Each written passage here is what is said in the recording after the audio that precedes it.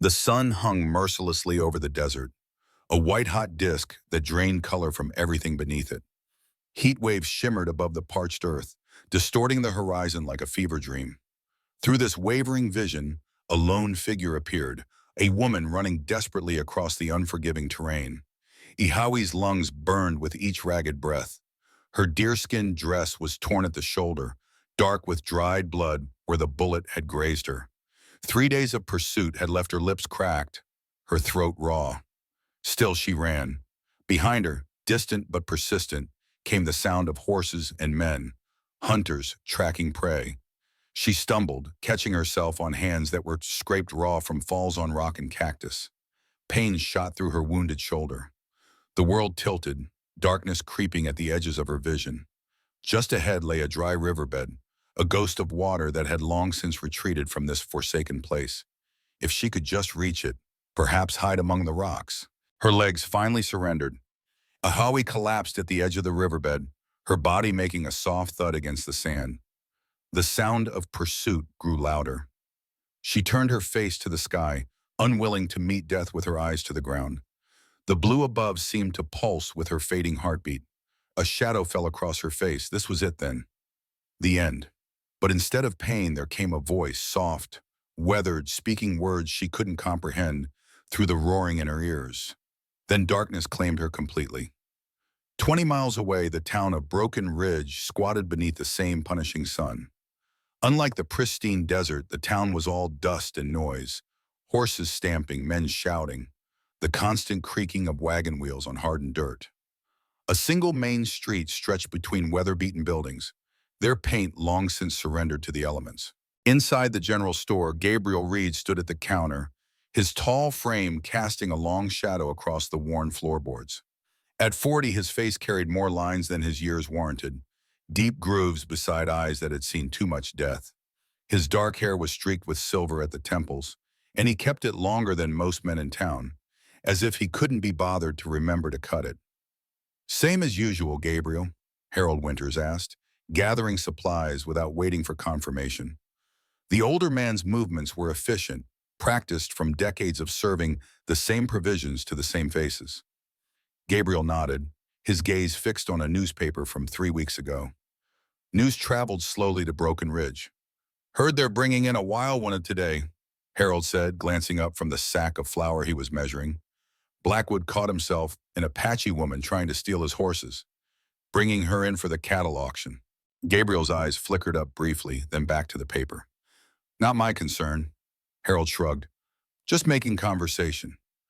Don't get much of that from you." He finished gathering the supplies, tallying the cost on a scrap of paper. "That'll be $3.45.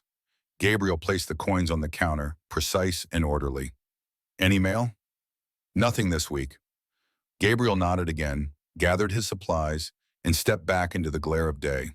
He loaded his purchases into a weathered wagon, then paused, noticing unusual activity at the far end of the street. A crowd was gathering, voices rising in a mixture of jeers and laughter. He shouldn't get involved. Whatever spectacle had caught the town's attention was none of his business. Gabriel Reed had learned long ago that involvement only led to pain. But something, perhaps the doctor he once was, pulled him toward the commotion. The cattle yard was thick with dust and the stench of animals. Men formed a loose circle around a makeshift platform where Emmett Blackwood, a trader known for his questionable morals, stood beside a woman bound at the wrists. Gabriel recognized her immediately as native, Apache by the pattern on what remained of her dress. She stood straight, despite her bonds, chin lifted in defiance, though her eyes revealed bone-deep exhaustion. "Gentlemen," Blackwood's voice carried over the murmurs of the crowd, "a special offer today. Buy a cow, get a working Apache woman for free." Laughter rippled through the onlookers. The woman didn't flinch. "Strong back, doesn't talk much, won't complain about the work." Blackwood continued, grabbing her arm and forcing her to turn so the men could inspect her like livestock. "A real bargain." Gabriel's stomach tightened. He'd seen this before. People treated as property, lives valued by what labor could be extracted. He'd thought he'd left such things behind after the war, but here it was, in broad daylight, sanctioned by silent approval. He moved closer, studying the woman more carefully. Her dress was torn at the shoulder, revealing a wound that made Gabriel's medical instincts stir for the first time in years. That was no ordinary injury. It was a bullet wound, partially healed but still angry red against her copper skin. "Starting bid at $5 for the co," Blackwood shouted. "Apache woman comes with it." A few half-hearted bids came from the crowd. The woman's eyes darted around, calculating, as if measuring distances for escape. Gabriel noticed her feet were bare and bloody, clearly having run across rough terrain recently. "$5 going once," Blackwood called out. No higher bids came. The crowd was losing interest. Blackwood's face hardened.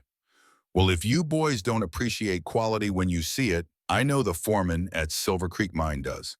They're always looking for cheap labor." The mines. Gabriel had treated miners during his brief time in Broken Ridge. He'd seen what happened to those who worked the depths. The crushed limbs, the black lung, the bodies broken beyond repair. Few survived more than a year in those conditions. "I'll take her," Gabriel's voice cut through the yard, surprising even himself. Heads turned. Blackwood's eyes narrowed with interest.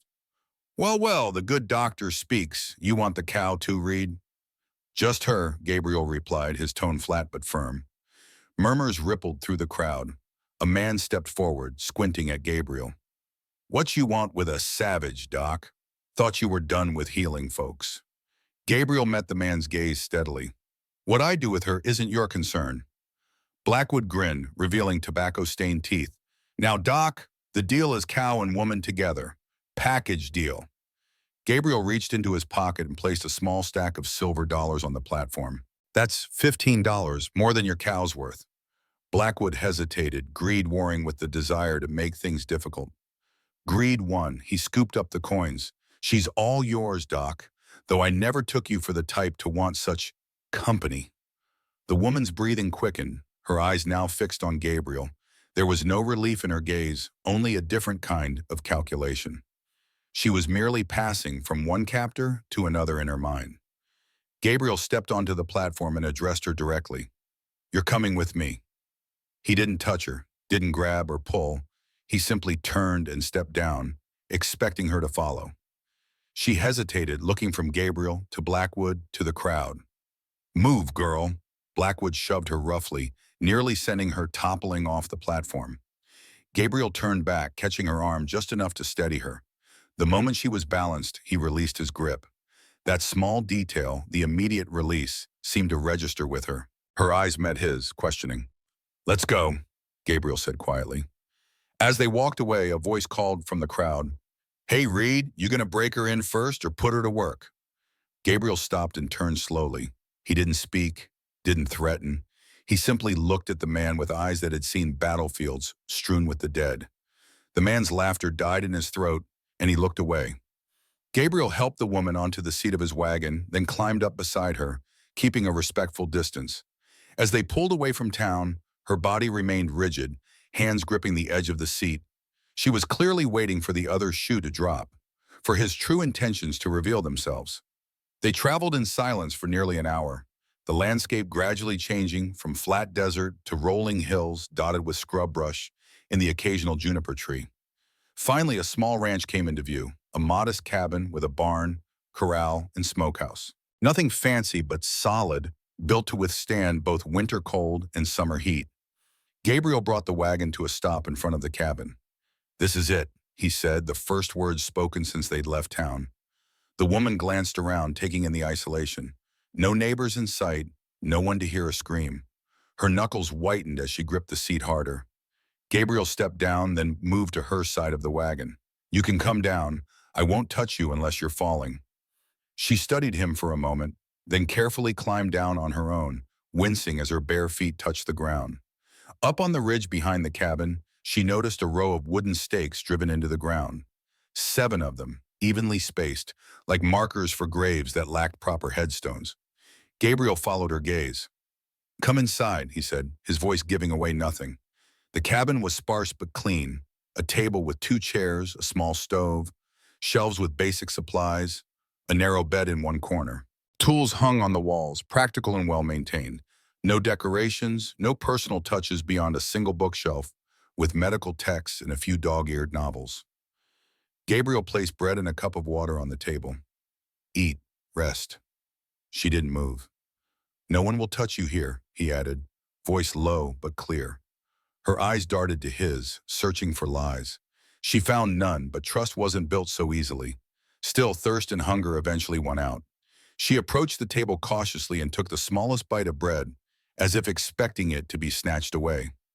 Gabriel leaned against the doorframe, arms crossed loosely, gaze fixed on the floor rather than on her torn dress or trembling hands.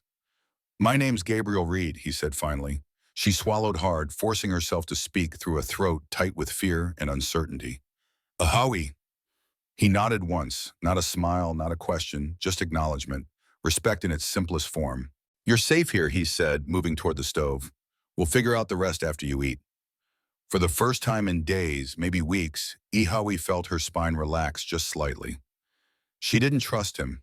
Couldn't. Not after everything she'd seen. But she believed one thing. Tonight, at least, she wouldn't be hurt. That was enough for now. Night came quickly over the prairie. The cabin walls held the day's heat, making the interior uncomfortably warm. A single lamp cast long shadows across the rough, wooden floor. Outside, coyotes called to each other in the distance, their yips and howls carrying clearly through the still air. Gabriel had given Ihawi the bed, despite her protests. He'd laid a bedroll near the door, establishing both his position as guard against intruders and a clear boundary between them. Now he sat at the table, cleaning a rifle with methodical precision. Ihawi watched his hands, steady, practiced, the fingers long and nimble, despite the calluses. A doctor's hands, though she didn't know that yet. She noticed old scars across his knuckles, and newer ones on his wrists, partially hidden by his sleeves, the kind that came from a knife held in one's own hand. Why did you buy me? She asked suddenly, her English careful but clear, revealing an education beyond what most would expect. Gabriel's hands paused momentarily, then resumed their work. I didn't buy you. I paid Blackwood to let you go. Same thing, she countered. You own me now.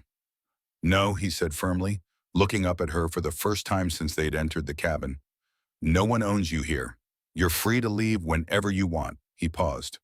Though I wouldn't recommend you trying until your feet heal. Ihawi's brow furrowed. Then why? Gabriel was silent for so long she thought he might not answer. Finally, he set the rifle aside. I need someone to help me bury bodies. The statement hung in the air between them. Ihawi felt cold despite the heat. Was this why he lived so far from town? Was she to be his next victim? Seeing the fear return to her eyes, Gabriel's expression softened slightly. That was a poor attempt at humor. I meant, I've buried enough people. I couldn't watch them send you to the mines. You know what happens there? She asked. He nodded, something dark passing behind his eyes. I was a doctor once. I've treated miners.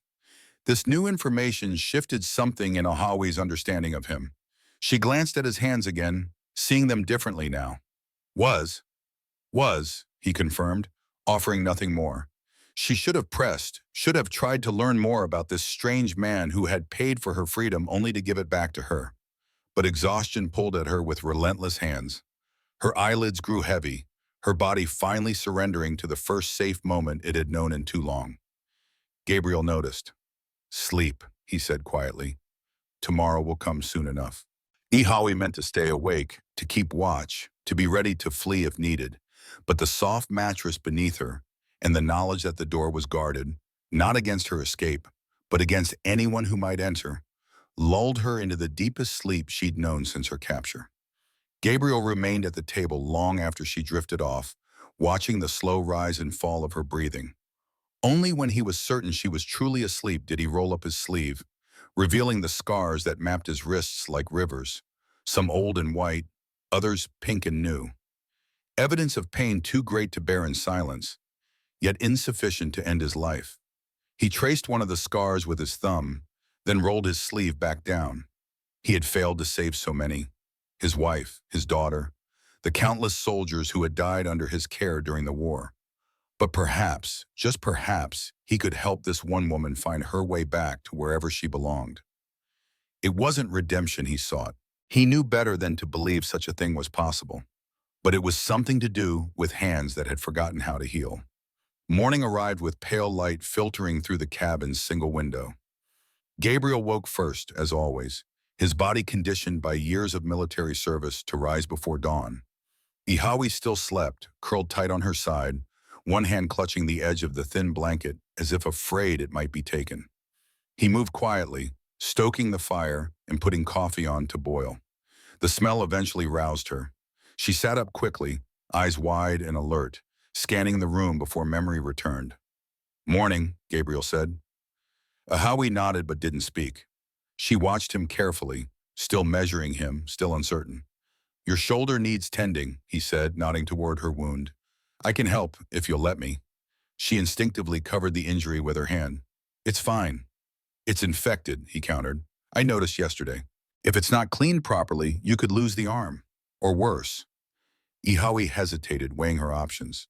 Finally, she gave a small nod of consent. Gabriel gathered clean cloths, a basin of water, and a small bottle of alcohol. He approached slowly, making each movement deliberate and visible. He pulled a chair up beside the bed but didn't sit until she indicated it was acceptable. "This will hurt," he warned, dampening a cloth with alcohol. "I know pain," she replied simply. Gabriel worked with the efficiency of long practice, cleaning the wound gently but thoroughly. Ihawi didn't flinch, though the alcohol must have burned like fire. Only the slight tightening around her eyes betrayed her discomfort. "Bullet?" he asked, examining the wound more closely. She nodded. "3 days ago, when I escaped." Gabriel's hand stilled momentarily. "From Blackwood?" "Yes." She didn't elaborate.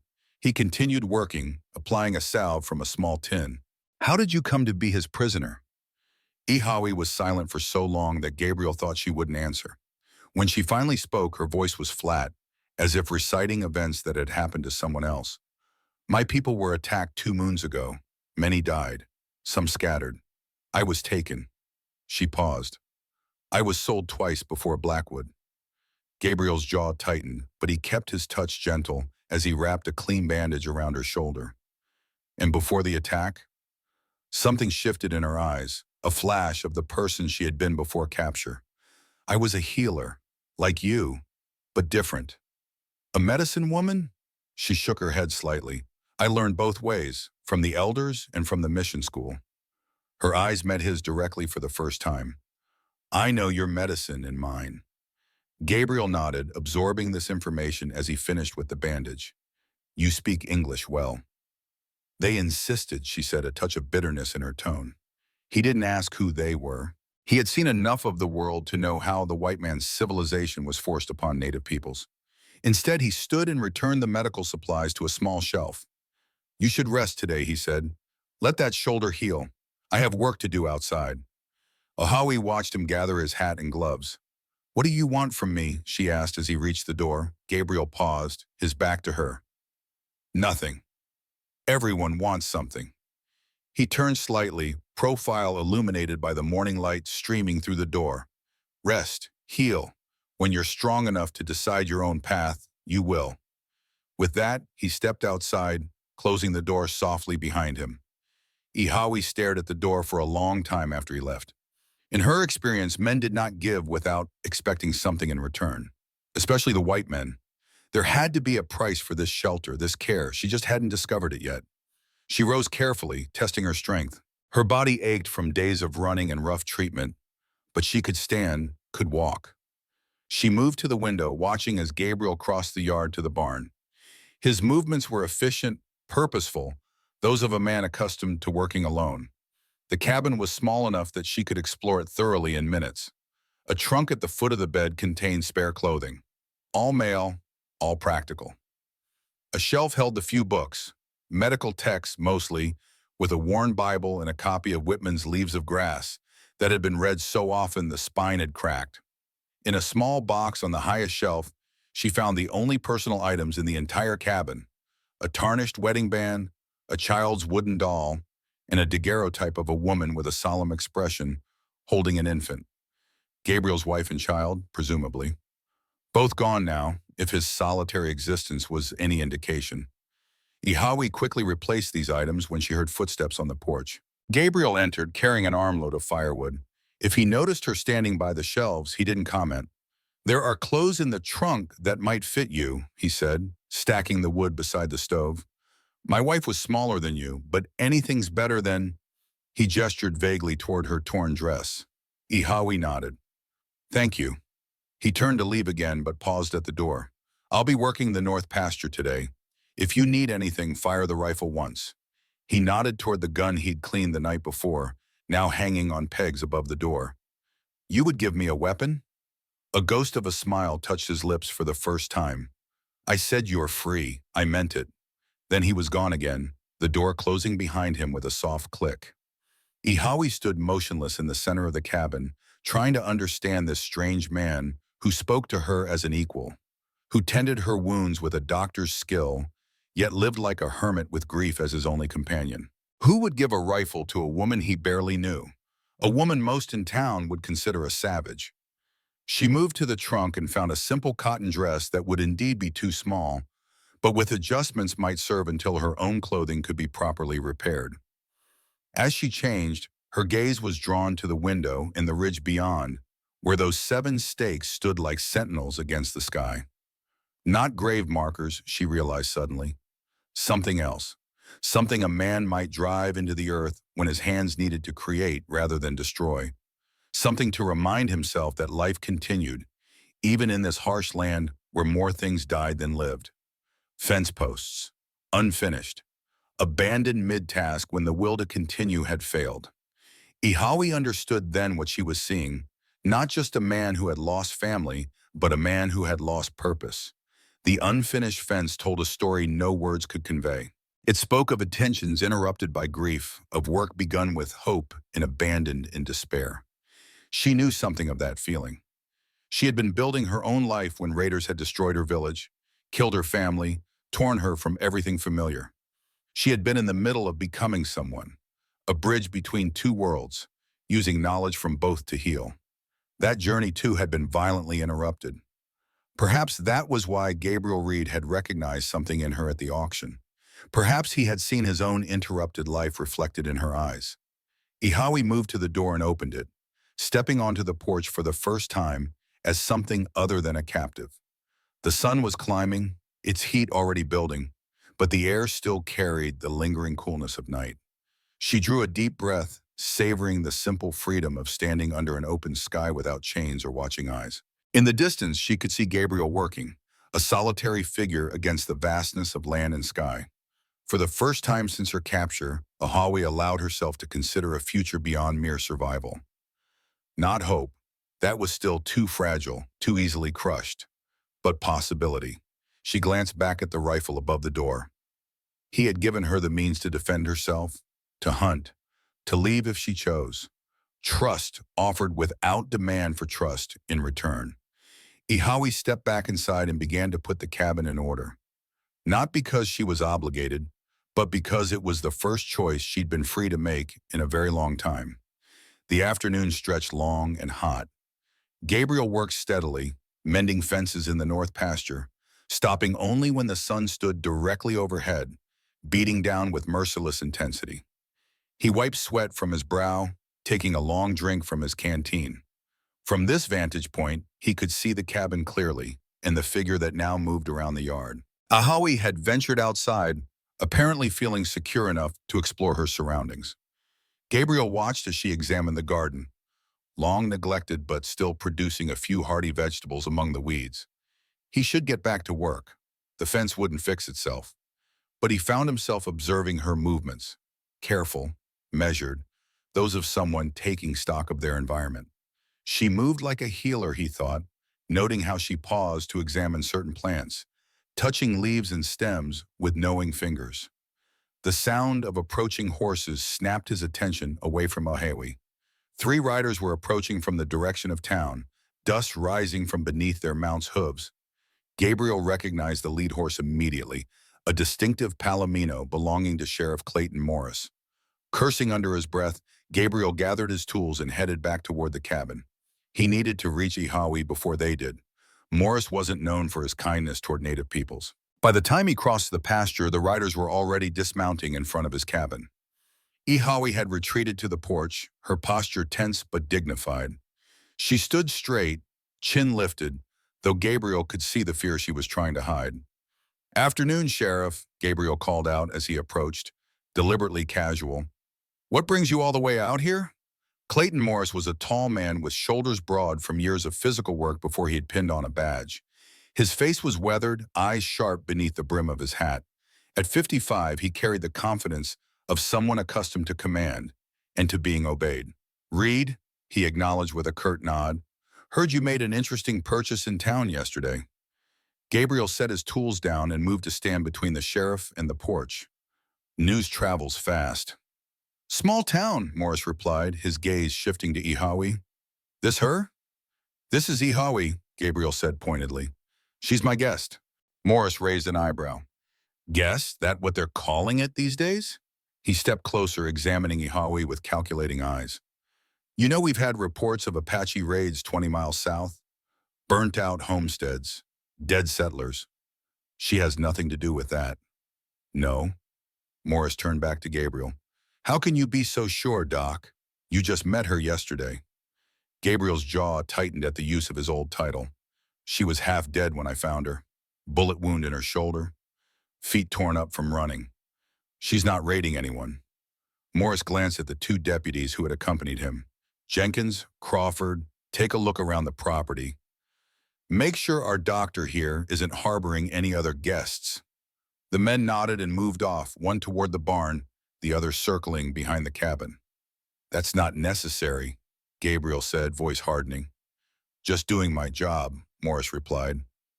He turned his attention back to Ihawi. "Where's your tribe now?" Ihawi met his gaze steadily. "Gone." "Gone where?" "Dead. Scattered." Her voice was flat, emotionless, but Gabriel could see the pain she was suppressing. Morris studied her for a long moment. "You speak good English for a savage." Gabriel stepped forward. "That's enough, Morris." The sheriff's hand moved casually to rest on his holstered pistol. "Careful, Doc. Remember who wears the badge here." The tension between the two men was palpable, thick as the heat that shimmered above the hard-packed earth. Ihawi watched Morris carefully, her eyes narrowing slightly as she studied his face. "Sheriff," one of the deputies called from behind the cabin, "found something you should see." Morris smiled thinly. "Excuse me." He moved past Gabriel, deliberately bumping his shoulder as he passed. Gabriel turned to Ihawi. "Stay here," he said quietly, then followed Morris. Behind the cabin, Deputy Jenkins stood beside a small patch of disturbed earth. At his feet lay several bundles of dried herbs in a small leather pouch. "Found these buried under a rock," Jenkins reported. "Indian medicine stuff." Gabriel felt a cold weight settle in his stomach. The items must have belonged to his late wife. Sarah had been fascinated by native healing practices and had collected various herbs and remedies. He'd buried her personal effects after her death, unable to bear the sight of them, but equally unable to throw them away. Morris crouched down, examining the pouch. He opened it, revealing a mixture of dried leaves and what appeared to be crushed bone. "Interesting," he said, looking up at Gabriel. "Care to explain?" "Old things," Gabriel replied, keeping his voice neutral. "From before." "Before what, exactly?" Morris stood, holding the pouch. Gabriel didn't answer. The less Morris knew about Sarah, the better. Her heritage had been a closely guarded secret during her life, necessary in a territory where mixed marriages could be met with violence. "I asked you a question, Doc," Morris pressed. "They belong to my wife," Gabriel finally said. "She's been dead 3 years." Something flickered in Morris's eyes. Recognition, perhaps, or suspicion. "Your wife collected Apache medicine?" "She was interested in all types of healing," Gabriel replied, the partial truth coming easily. "Now, if you've satisfied your curiosity, I'd appreciate it if you'd put those back and leave my property." Morris handed the pouch to Jenkins. "Take this as evidence." "Evidence of what?" Gabriel demanded. "Having dead plants on my land isn't a crime." "Maybe not," Morris conceded, "but harboring an Apache woman with known ties to hostiles might be." "Known ties?" Gabriel echoed. "She told you her people are dead." "And you believed her?" Morris laughed, a sound devoid of humor. "Doc, for a smart man, you're being awfully naive." He gestured to Jenkins. "Bring the woman. We're taking her in for questioning." Gabriel stepped forward, blocking the deputy's path. "No." Morris's hand returned to his pistol. Don't make this difficult, Reed. I've got questions that need answering, and your guest is going to help answer them. She stays here, Gabriel insisted. She's under my protection. Protection? Morris moved closer, voice dropping so only Gabriel could hear. Or is she just another way to atone for what happened to Sarah? Another lost cause for the good doctor to save. His eyes held a knowing gleam that made Gabriel's blood run cold. Before Gabriel could respond, Ihawi's voice came from behind them. I will go. They turned to find her standing at the corner of the cabin, shoulders square despite the fear Gabriel could see in her eyes. Ihawi, no, Gabriel began. She silenced him with a look. I have nothing to hide. I will answer questions. Her gaze shifted to Morris, assessing him with the calm calculation of someone who had survived worse threats. Then I will return. Morris smiled, all teeth and no warmth. We'll see about that, miss. Gabriel moved to her side. If she goes, I go too. Suit yourself, Doc, Morris shrugged. Town could use a physician again, even a rusty one. He turned to his deputies. Get the horses. Our Apache friend can ride with Jenkins. As the deputies moved off, Gabriel leaned close to Ihawi. You don't have to do this. Yes, she replied quietly. I do. There is something wrong with that man. Something familiar. Her eyes held a certainty that gave Gabriel pause. I need to know. Know what? But Morris was returning, preventing further conversation.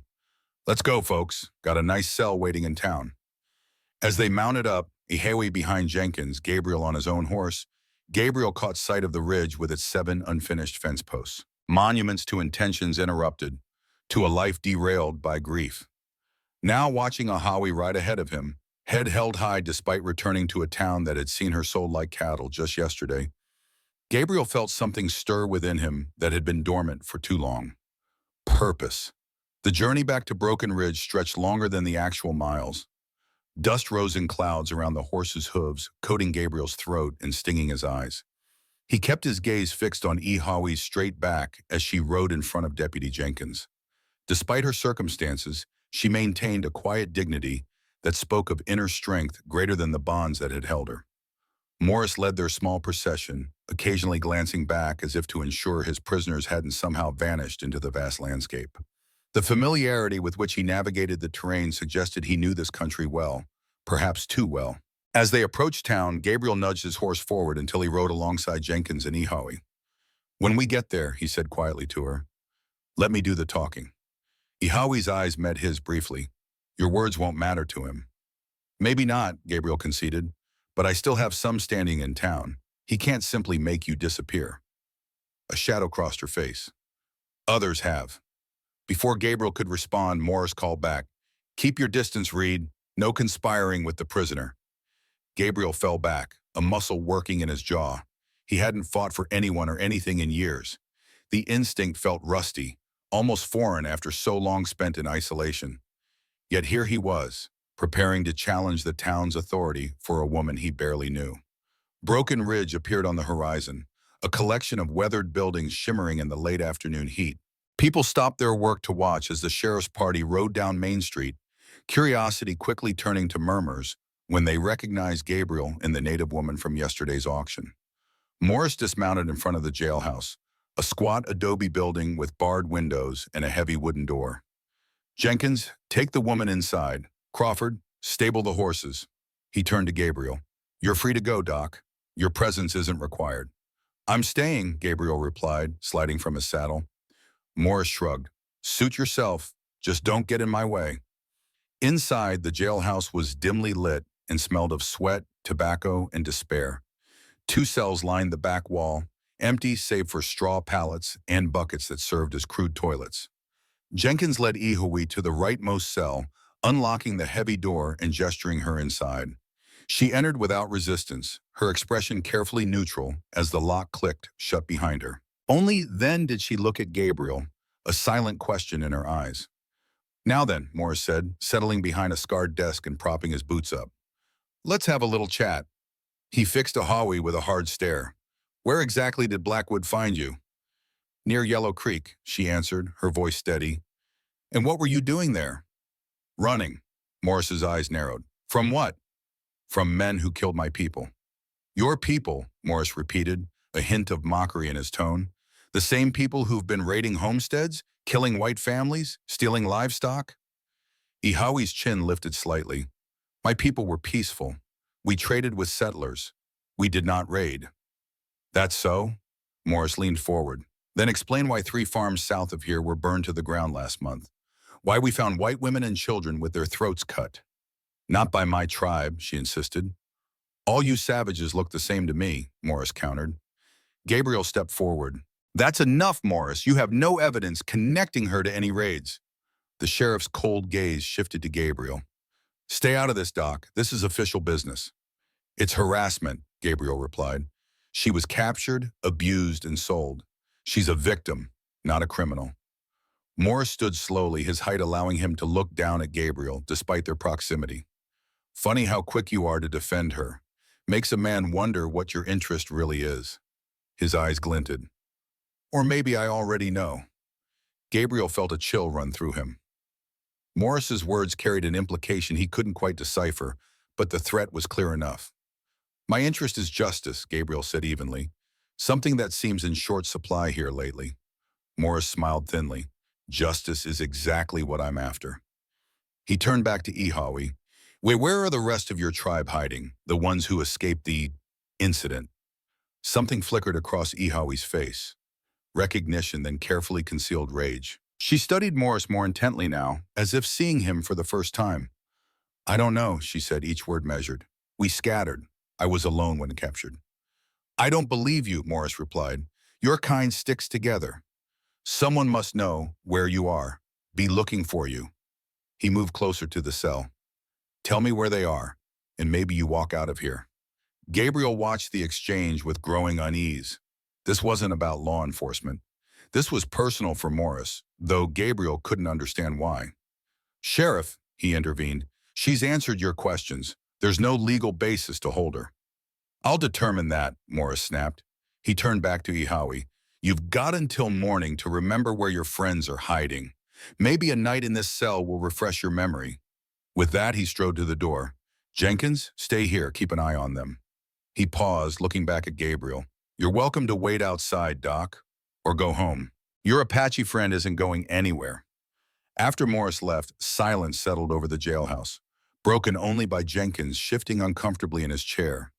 The deputy was young, barely 20, with a patchy attempt at a beard and nervous eyes that darted between Gabriel and Ihawi.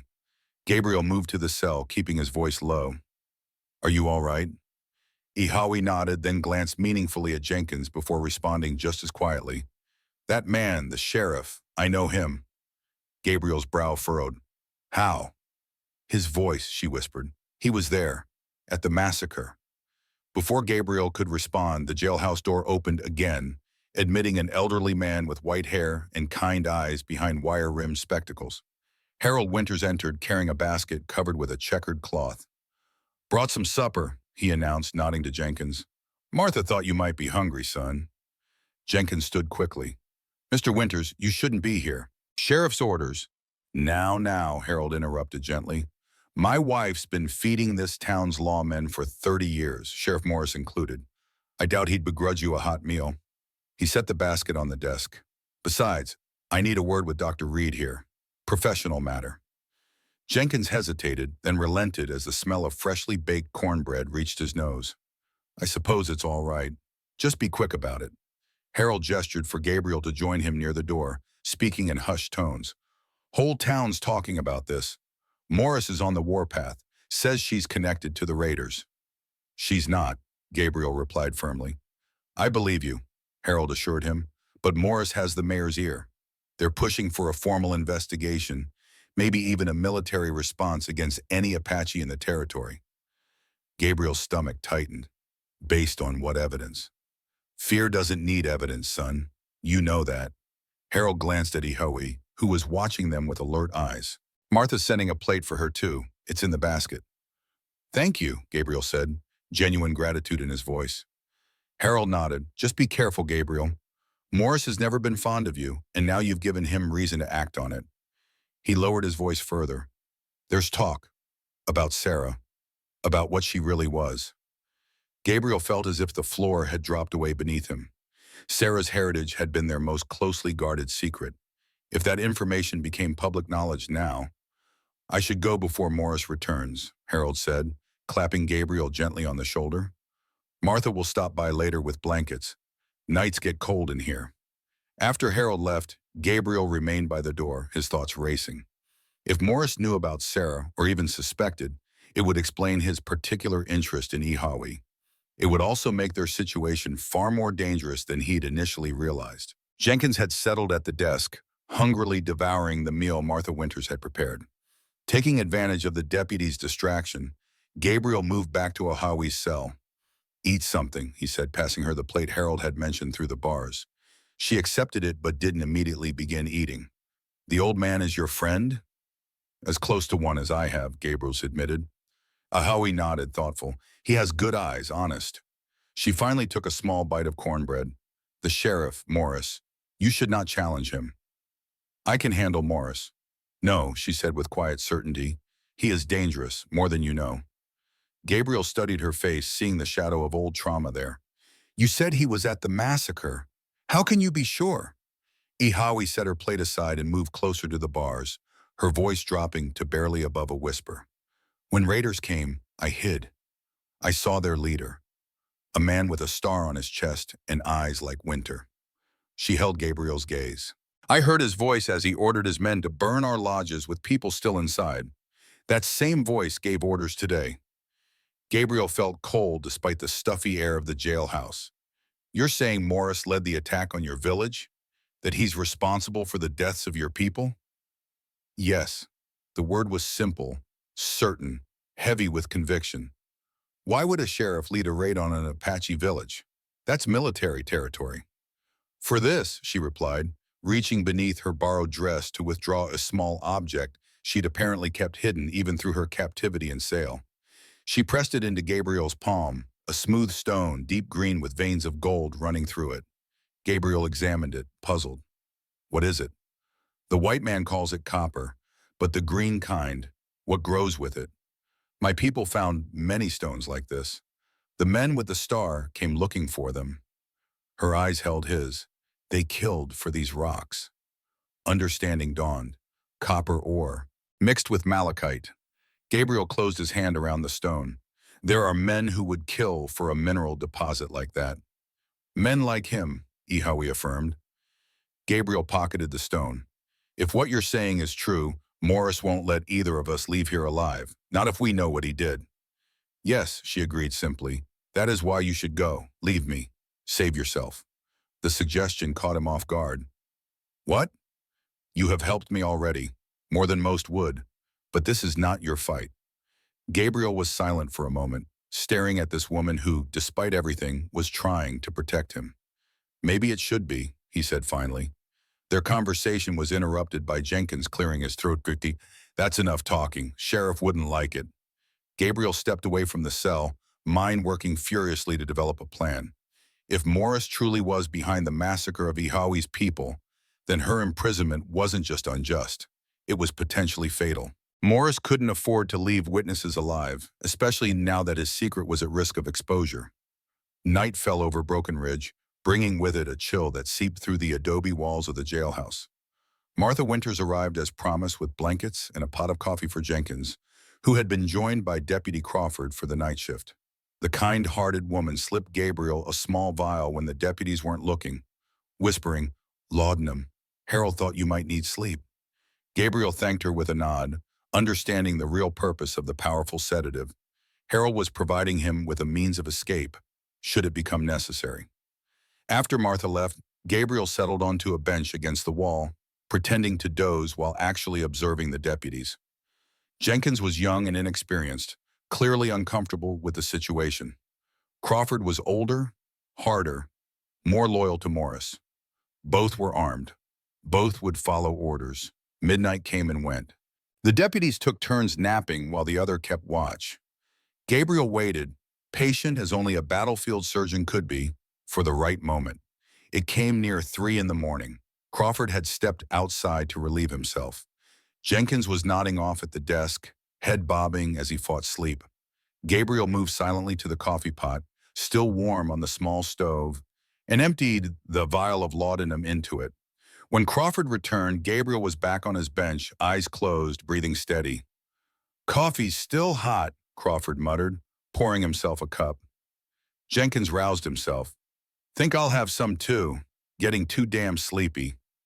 Gabriel listened to them drink, counting minutes silently. Laudanum worked quickly, especially in men unaccustomed to its effects. Within 15 minutes, both deputies were slumped at the desk, breathing deeply in drug slumber. Gabriel moved swiftly, searching Crawford's pockets until he found the cell key. He unlocked Ihawi's door, pressing a finger to his lips when she looked at him questioningly. "We need to go," he whispered. "Now." She glanced at the unconscious deputies. "What did you do to them?" "They'll sleep till morning," he assured her, "but we won't have much of a lead." Ihawi hesitated. "Where would we go? He will hunt us." "I know," Gabriel acknowledged, "but we have a better chance if we can reach my cabin. Get supplies, horses." She studied him for a long moment, then nodded. "Lead, and I will follow." They slipped out of the jailhouse into the darkened street. The town was quiet, most windows dark. Gabriel led them toward the livery stable, keeping to shadows. They would need horses. On foot, they'd never outpace pursuit. The stable was unlocked, its occupants nickering softly as Gabriel and Ihawi entered. Gabriel quickly saddled 2 horses, while Ihawi kept watch by the door. "Someone's coming," she whispered suddenly. Gabriel froze, listening. Footsteps approached, uneven, shuffling. A moment later, Harold Winters appeared in the doorway, a rifle in one hand and a satchel in the other. "Figured you would try something like this," the old man said, though there was no reproach in his tone. "Here," he handed the satchel to Gabriel. "Food, bandages, ammunition, and this." He extended a folded paper. "Map to an old mining cabin in the high country. Morris doesn't know about it. It was abandoned years ago when the silver ran out."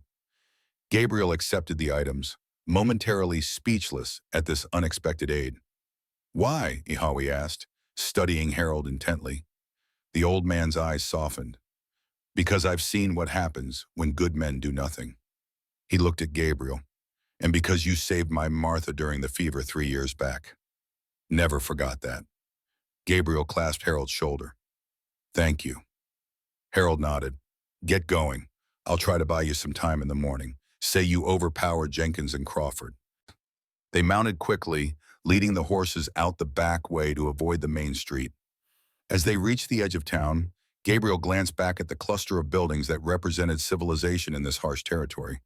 For 3 years, he'd avoided Broken Ridge as much as possible, retreating into solitude and grief.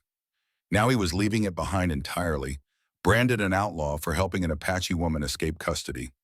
The irony wasn't lost on him. His life had come full circle in ways he never could have anticipated. They rode hard through the night, pushing the horses as much as they dared in the darkness. By dawn, they had covered nearly 15 miles, the town far behind them, the landscape gradually changing from flat desert to rolling hills as they headed toward Gabriel's cabin. As the sun crested the eastern horizon, they finally stopped to rest the horses beside a small stream. Ihawi dismounted stiffly, her face drawn with exhaustion. The borrowed dress was dusty and torn in places from their hasty flight. "We should reach the cabin by midday," Gabriel said, offering her his canteen. She drank sparingly, then handed it back. "They will look for us there." "Yes, but we need supplies before we head into the high country. Food, proper clothing, medicine." He ran a hand through his dust-streaked hair. "It's a risk we have to take." Ihawi studied him, her dark eyes thoughtful. "Why are you doing this?" The question caught him off guard. "Doing what?" "Risking your life, for me, a stranger." Gabriel looked away, uncomfortable with her direct gaze. "It's the right thing to do. Many men know what is right, few act on it." She moved closer, forcing him to meet her eyes again. "There is more. I see it in your face when you think I am not looking." Gabriel was silent for a long moment, the only sound the gentle gurgle of the stream and the horses' soft breathing as they drank. Finally he spoke, his voice rough with emotion he had kept buried for too long. "My wife, Sarah, she was half Apache. Her mother was captured as a girl raised by whites. Sarah passed as white her whole life, but she never forgot her heritage."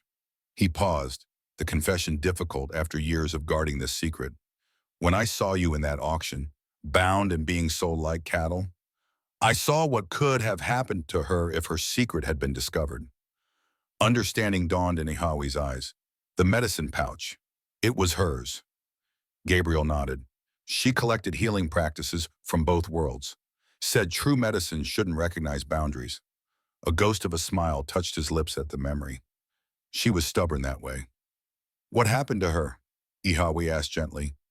Fever. 3 years ago. His expression darkened.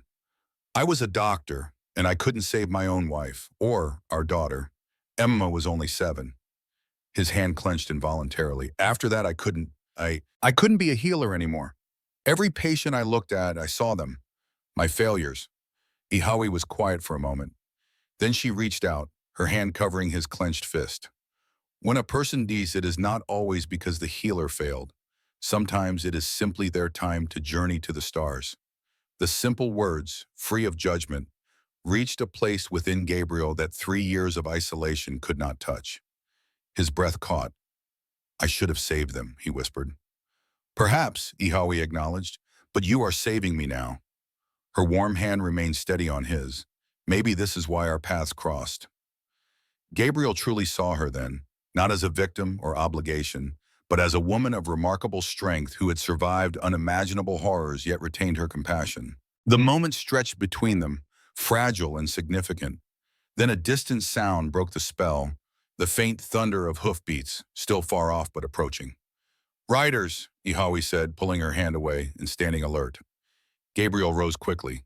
They found our trail sooner than I expected. We need to move. They mounted swiftly, urging their tired horses to a gallop.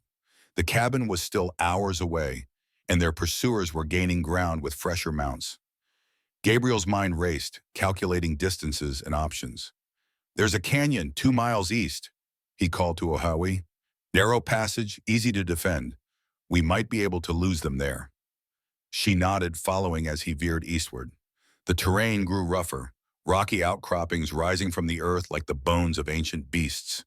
The horses struggled, forced to slow to a careful trot as the ground became treacherous. The canyon appeared before them, a deep slash in the earth with steep walls rising nearly 100 feet on either side. A narrow trail descended into its depths, barely wide enough for a single horse. Down there, Gabriel directed. Single file. Careful on the descent. They had just started down the trail when a rifle shot cracked the air. A bullet whined off rock inches from Gabriel's head, showering him with stone fragments. Ride, he shouted, urging his horse forward. They plunged down the trail, dust billowing behind them as the horses scrambled for footing on the steep path. More shots followed, but the shooters were too far away for accuracy on moving targets. At the canyon floor, they raced along a dry stream bed, hooves pounding on sand and gravel. The walls rose around them, offering protection from gunfire, but also trapping them in a natural corridor with limited exits. Gabriel knew the canyon from hunting trips. It meandered for nearly 3 miles before opening into a broader valley. If they could reach that valley before their pursuers entered the canyon, they might have a chance to disappear into the rugged country beyond. They rode hard, the horses laboring under the pace and the uneven terrain. Behind them, the sounds of pursuit grew louder. Morris and his men had reached the canyon entrance and were descending the trail. There, Gabriel pointed ahead to where the canyon widened slightly, a tumble of boulders creating a natural choke point. We can make a stand there if needed. They reached the boulders and dismounted quickly, leading the horses behind the largest rock formation. Gabriel unslung the rifle from his back, while Ihawe gathered loose stones for additional cover. How many bullets? She asked pragmatically. Gabriel checked the rifle and his revolver. 15, maybe 20. Not enough if it's a long siege. Then we make each one count, she replied, her calm determination steadying him. The sound of approaching riders echoed off the canyon walls. Gabriel peered around the edge of a boulder, counting. 5 men, Morris in the lead, all armed. The odds weren't good. Stay down, he instructed Ihawe. I'll try to hold them off, make them think twice about following. She touched his arm. We fight together. When he started to protest, she added, I can shoot. My father taught me. Gabriel hesitated, then handed her his revolver. 6 shots. Make them count. Ahawi checked the weapon with practiced hands, confirming it was loaded. The gesture reminded Gabriel that she was no helpless victim. She was a survivor, a fighter in her own right. The riders drew closer, slowing as they approached the narrowing of the canyon. Morris raised a hand, signaling his men to halt just beyond effective rifle range. "Reed," his voice boomed between the canyon walls. "We know you're there. Come out now. Bring the Apache woman. And maybe you lived through this." Gabriel remained silent, rifle ready. Beside him, Ihawi was equally still, her breathing controlled and even. "Last chance, Doc," Morris called. "You're outnumbered and outgunned. Be reasonable." When no response came, Morris signaled his men to spread out. Two dismounted, taking cover behind rocks, while the others prepared to advance. "Remember," Gabriel said quietly to Ihawi, "aim for the horses if you can. They'll be stranded without mounts." She nodded, her focus absolute. The first rider moved forward cautiously. Gabriel sighted down his rifle, waiting until the man was within sure range. He squeezed the trigger. The shot cracked through the canyon, and the rider's horse reared as the bullet struck the ground directly in front of it. The man struggled to control his mount, nearly falling. "Next one won't miss," Gabriel shouted. The rider retreated hastily. Morris and his men conferred briefly, then split up further, clearly planning to flank the boulder formation from multiple sides. "They're trying to surround us," Ihawi observed. Gabriel nodded grimly. "We can't stay here." He scanned their position, considering options. The canyon walls were steep, but not unclimbable. "There," he pointed to a narrow ledge about 30 feet up the eastern wall. "If we can reach that, we'd have the high ground." Ihawi assessed the climb. "Possible, but the horses? We'll have to leave them," Gabriel said reluctantly. "If we survive this, we can retrieve them later." She nodded, understanding the necessity. They gathered what supplies they could carry. The satchel Harold had provided, canteens, ammunition, and prepared to move. Gabriel fired 2 more shots to keep Morris's men pinned down. Then they dashed to the canyon wall and began to climb. The rock face was rough, offering decent handholds, but it was still a dangerous ascent with men shooting at them. Gunfire erupted as they were spotted. Bullets struck rock around them, sending fragments flying. Gabriel felt a sharp sting as a piece of stone sliced his cheek, but he kept climbing, Ihawi just below him. They reached the ledge, scrambling over the edge and pressing their backs against the wall. The position offered good cover and a commanding view of the canyon below. Morris and his men were visible now, looking up at their quarry with frustrated rage. "You're just making it worse for yourselves," Morris shouted up at them. Gabriel replied with a well-aimed shot that struck inches from the sheriff's boot, sending him diving for cover. For nearly an hour, they maintained their position, trading occasional shots with the men below. Neither side able to gain an advantage. The sun climbed higher, beating down on the canyon with punishing intensity. Water was becoming a concern. They had only what was in their canteens, and the day was hot. During a lull in the shooting, an Ihawi touched Gabriel's arm, pointing to the west. Dark clouds were building on the horizon, unusual for the season. "Rain comes," she said. Gabriel studied the clouds with concern. "Flash flood country. If those clouds open up, this canyon will fill fast." Below, Morris seemed to have reached the same conclusion. He gathered his men, and after a brief discussion, they began to retreat toward the canyon entrance. "They're leaving," Ihawi observed. "Not giving up," Gabriel corrected, "just changing tactics. Morris knows the danger of these canyons in storm season. He's cutting his losses, planning to catch us when we're forced out by the water." The retreating men took the horses with them, including Gabriel and Ihawi's mounts. The loss was a serious blow to their escape plans. "We need to move it before that storm hits," Gabriel said, gathering their meager supplies. "There's a way out further up the canyon, a side passage that leads to higher ground. If we can reach it before the rain comes." They descended carefully from their ledge, then began moving deeper into the canyon, away from where Morris and his men had retreated. The air grew heavy with impending rain, the smell of wet dust already rising though no drops had yet fallen. The side passage, Gabriel remembered, was a narrow crevice in the western wall, easily missed unless you knew where to look. They found it as the first distant rumble of thunder reached them, the storm drawing closer with alarming speed. Through here, Gabriel directed, squeezing into the opening. Ihawi followed, the passage so narrow they had to turn sideways to navigate it. The crevice wound upward, gradually widening until they emerged onto a rocky shelf about 50 feet above the canyon floor. From this vantage point, they could see the storm clearly, massive thunderheads building, lightning flashing within the dark clouds. "We need to get higher," Gabriel urged, eyeing the terrain ahead. The shelf continued upward, eventually connecting with the rim of the canyon proper. If they could reach the top before the deluge began, the first fat raindrops struck them as they climbed. Within minutes, the heavens opened completely, rain falling in sheets so thick it became difficult to see more than a few feet ahead. The rock beneath their feet grew slick, threatening to send them tumbling back to the canyon floor. They pressed on, using every handhold, fighting against the increasingly treacherous conditions. Thunder boomed directly overhead, lightning illuminating their desperate climb in stark flashes of brilliance. "Almost there," Gabriel called over the storm's roar, reaching back to help Ihawi up a particularly steep section. Her hand clasped his, warm despite the cold rain. Together they made the final push, collapsing onto the canyon rim just as a wall of water began to surge through the passage below. The flash flood had begun, transforming the dry stream bed into a raging torrent in minutes. They crawled away from the edge, seeking shelter beneath an overhanging rock. Soaked to the skin, breathing hard from exertion, they huddled together against the storm's fury. "We made it," Gabriel said, his voice barely audible above the thunder and rushing water. Ihawi nodded, water streaming from her hair down her face.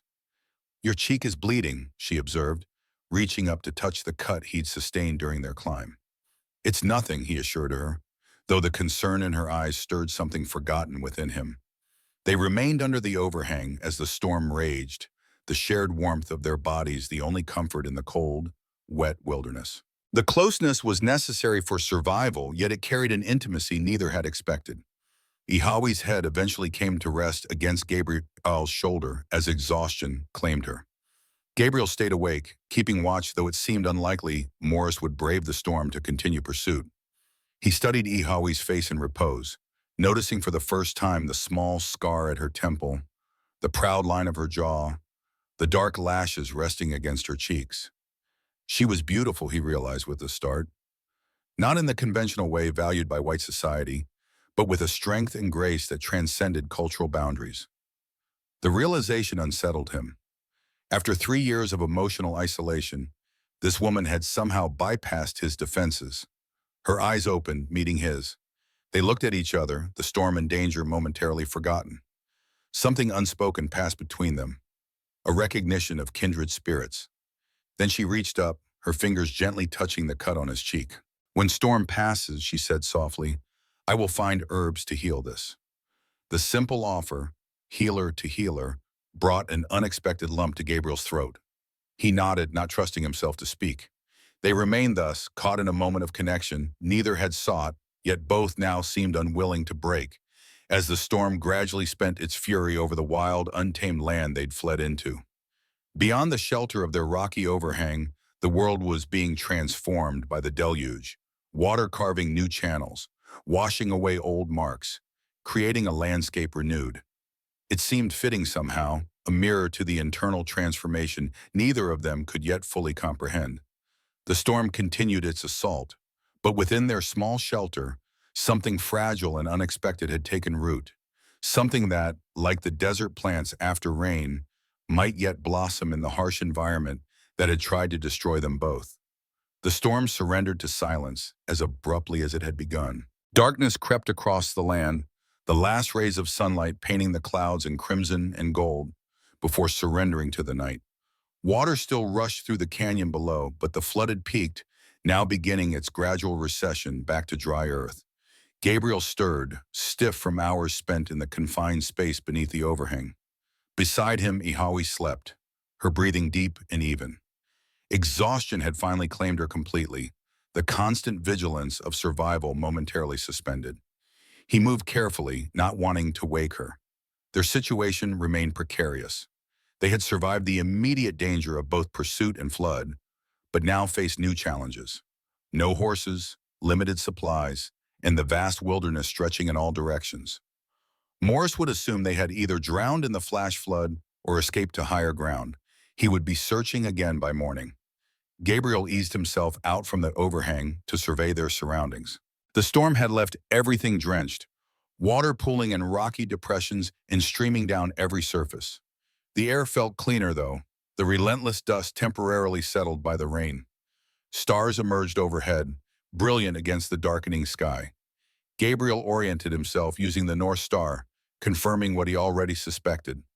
They had been driven far south of his cabin. Reaching it now would mean crossing open terrain, too risky with Morris and his men searching. Their best option was to continue into the high country, following the map Harold had provided to the abandoned mining cabin. Movement behind him announced Ihawi's awakening. She emerged from their shelter, stretching muscles cramped from the long confinement. "How long was I asleep?" she asked, voice husky. "Few hours," Gabriel replied. "Storms passed. We should move while we have starlight." Ihawi nodded, her eyes scanning the horizon. "Which way?" Gabriel withdrew Harold's map from the oilskin pouch that had kept it dry. "Southwest, into the mountains. There's an old cabin, abandoned when the silver mine played out." "How far?" 20 miles, maybe more. 2 days on foot if we're lucky." She accepted this assessment without complaint, gathering what little they had while Gabriel studied the map more carefully. The cabin was marked in the foothills of what locals called the Serpent Mountains, a rugged range where few ventured. It would offer temporary sanctuary, at least until they could determine their next move. They set off under the stars, following game trails when possible, creating their own path when necessary. The going was slow, the ground treacherous after the rain, visibility limited to what moonlight revealed. They spoke little, conserving energy, each lost in their own thoughts as they navigated the wilderness. Near midnight, they paused to rest beside a small pool formed by the recent rain. Ihawi knelt at its edge, examining plants that grew nearby. "What are you looking for?" Gabriel asked.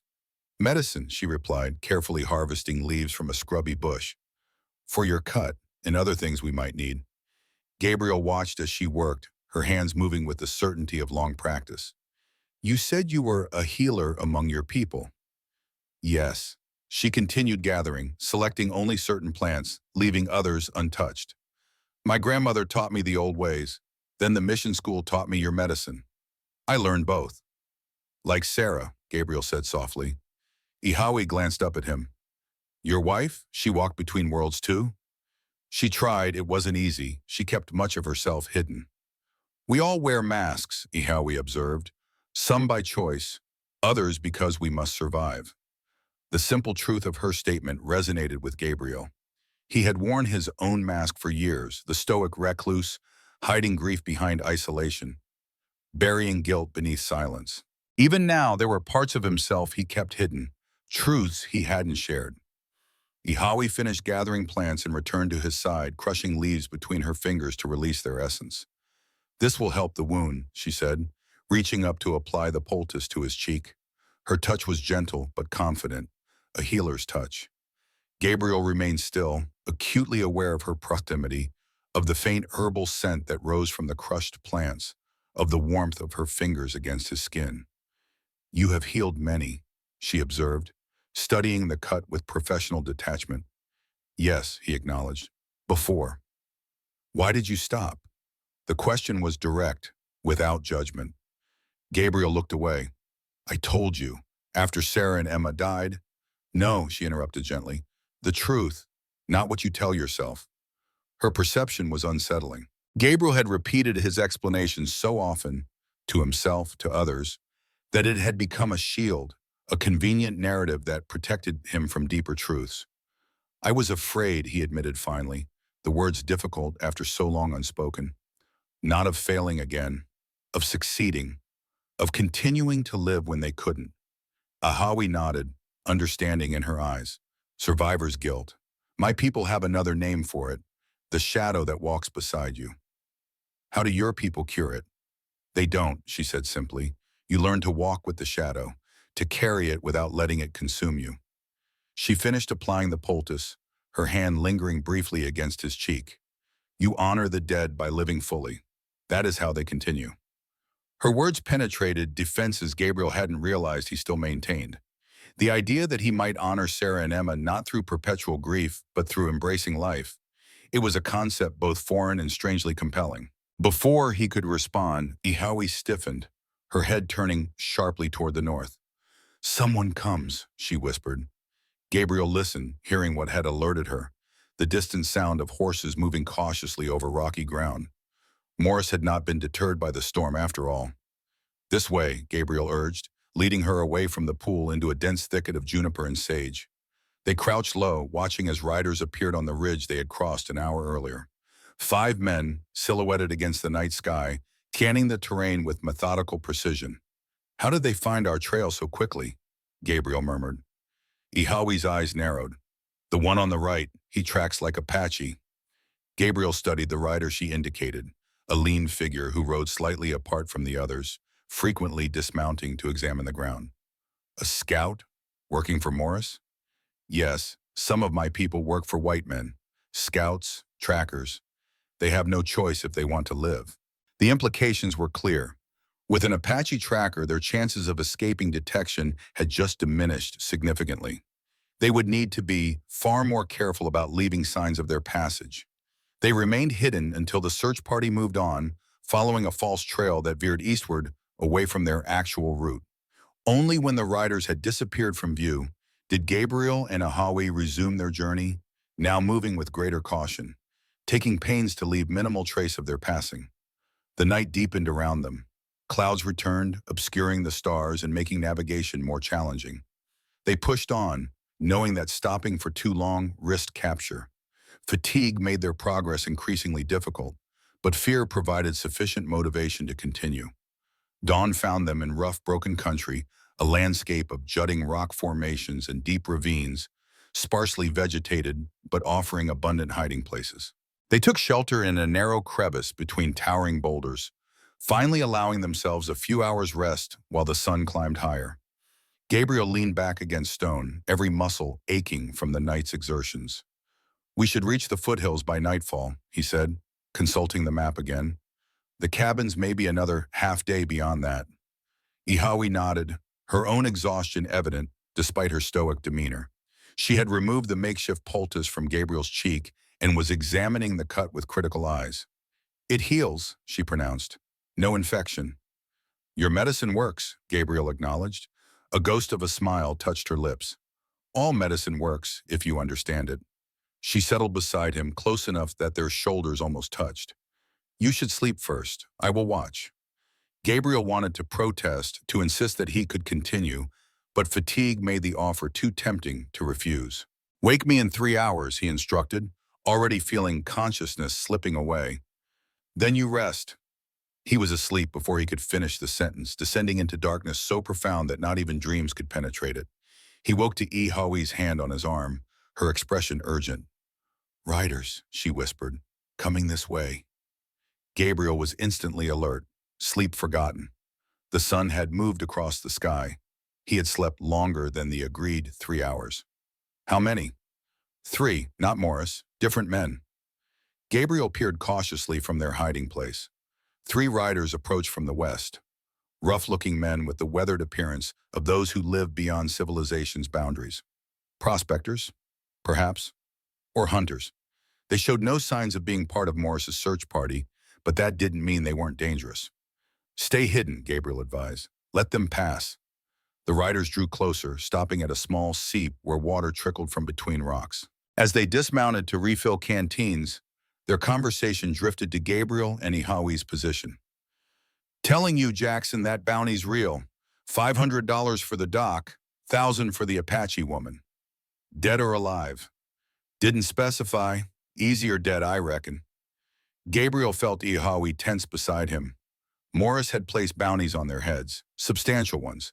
Every mercenary and fortune hunter in the territory would be looking for them now. "Need to be careful," a third voice cautioned. "Heard Reed was an army surgeon, knows his way around a knife. And Apaches are tricky. This one's survived this long for a reason." 3 against 2, the first voice dismissed, "and we got the drop on 'em if we find 'em.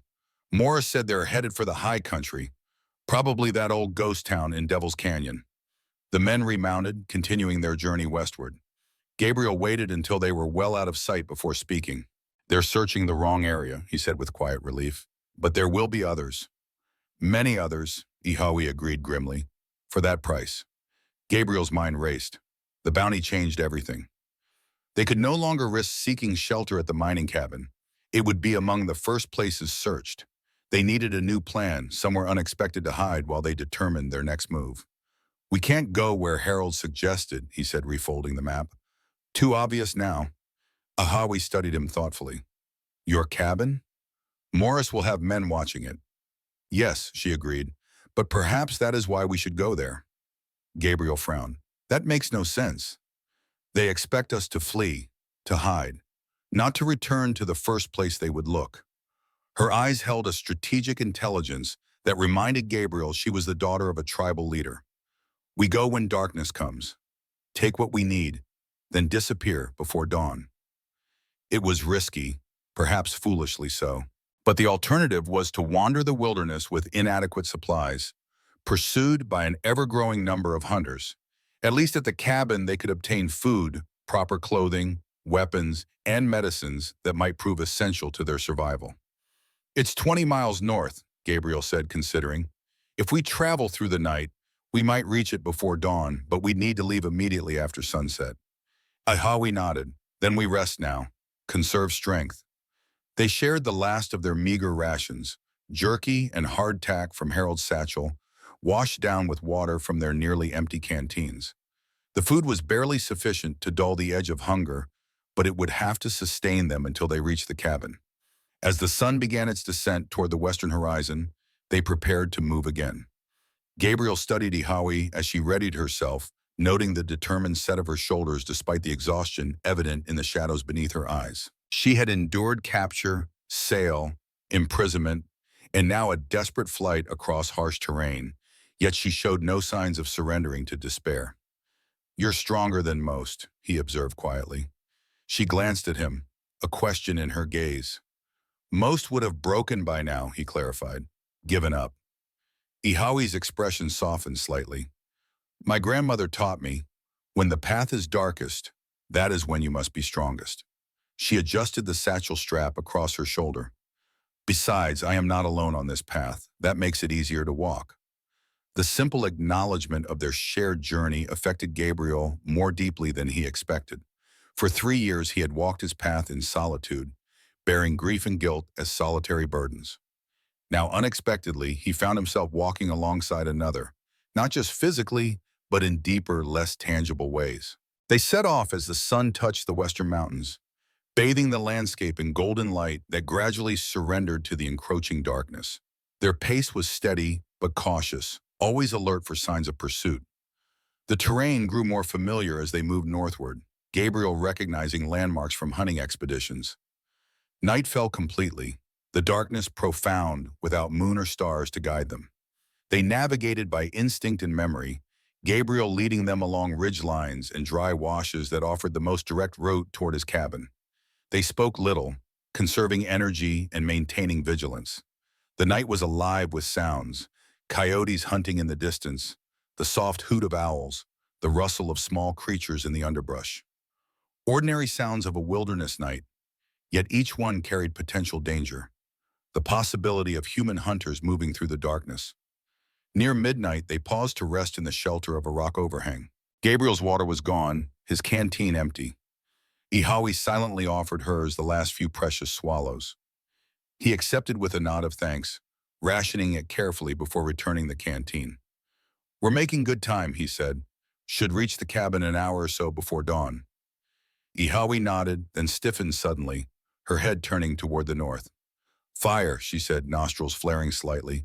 Wood smoke. Gabriel sniffed the air, detecting nothing at first, then catching the faint scent she had identified. You're right, could be a campfire or... Your cabin, she finished, understanding in her eyes. Dread settled in Gabriel's stomach. If someone had started a fire in his stove, it meant the cabin was occupied. Morris might have stationed men there, anticipating their possible return. We need to be sure, he said, but we'll have to be careful.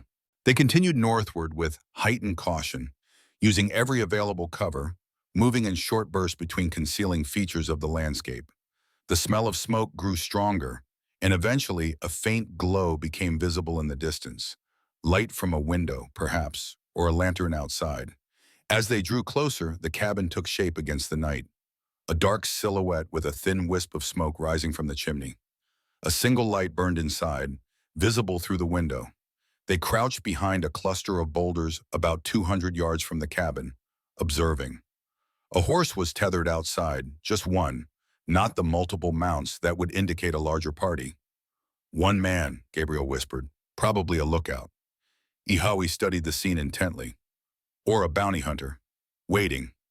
Either possibility posed a significant threat. They needed supplies from the cabin, but approaching with an armed man inside was extremely dangerous. We could wait, Gabriel suggested. Watch until he leaves. He won't leave, Ihawi replied. Not if Morris ordered him to stay, not with the bounty. She was right, of course. Anyone stationed at the cabin, whether Morris's deputy or a bounty hunter, would have strong motivation to remain. Then we need to draw him out, Gabriel decided. Get him away from the cabin long enough for one of us to get inside, gather what we need. They formulated a plan quickly, simple by necessity, risky by nature. Ihawi would create a diversion east of the cabin, drawing the occupant's attention and hopefully luring him outside.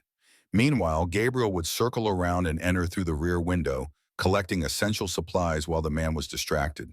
As plans went, it had numerous potential failure points, but neither could devise a better alternative given their limited resources. They separated, Ihawi moving east while Gabriel circled west, both using the darkness for cover. Gabriel watched as she disappeared into the night, a shadow among shadows. He felt a tightness in his chest that had nothing to do with physical exertion, concern for her safety, fear of what might happen if their plan went awry. He pushed the feeling aside, focusing on his task.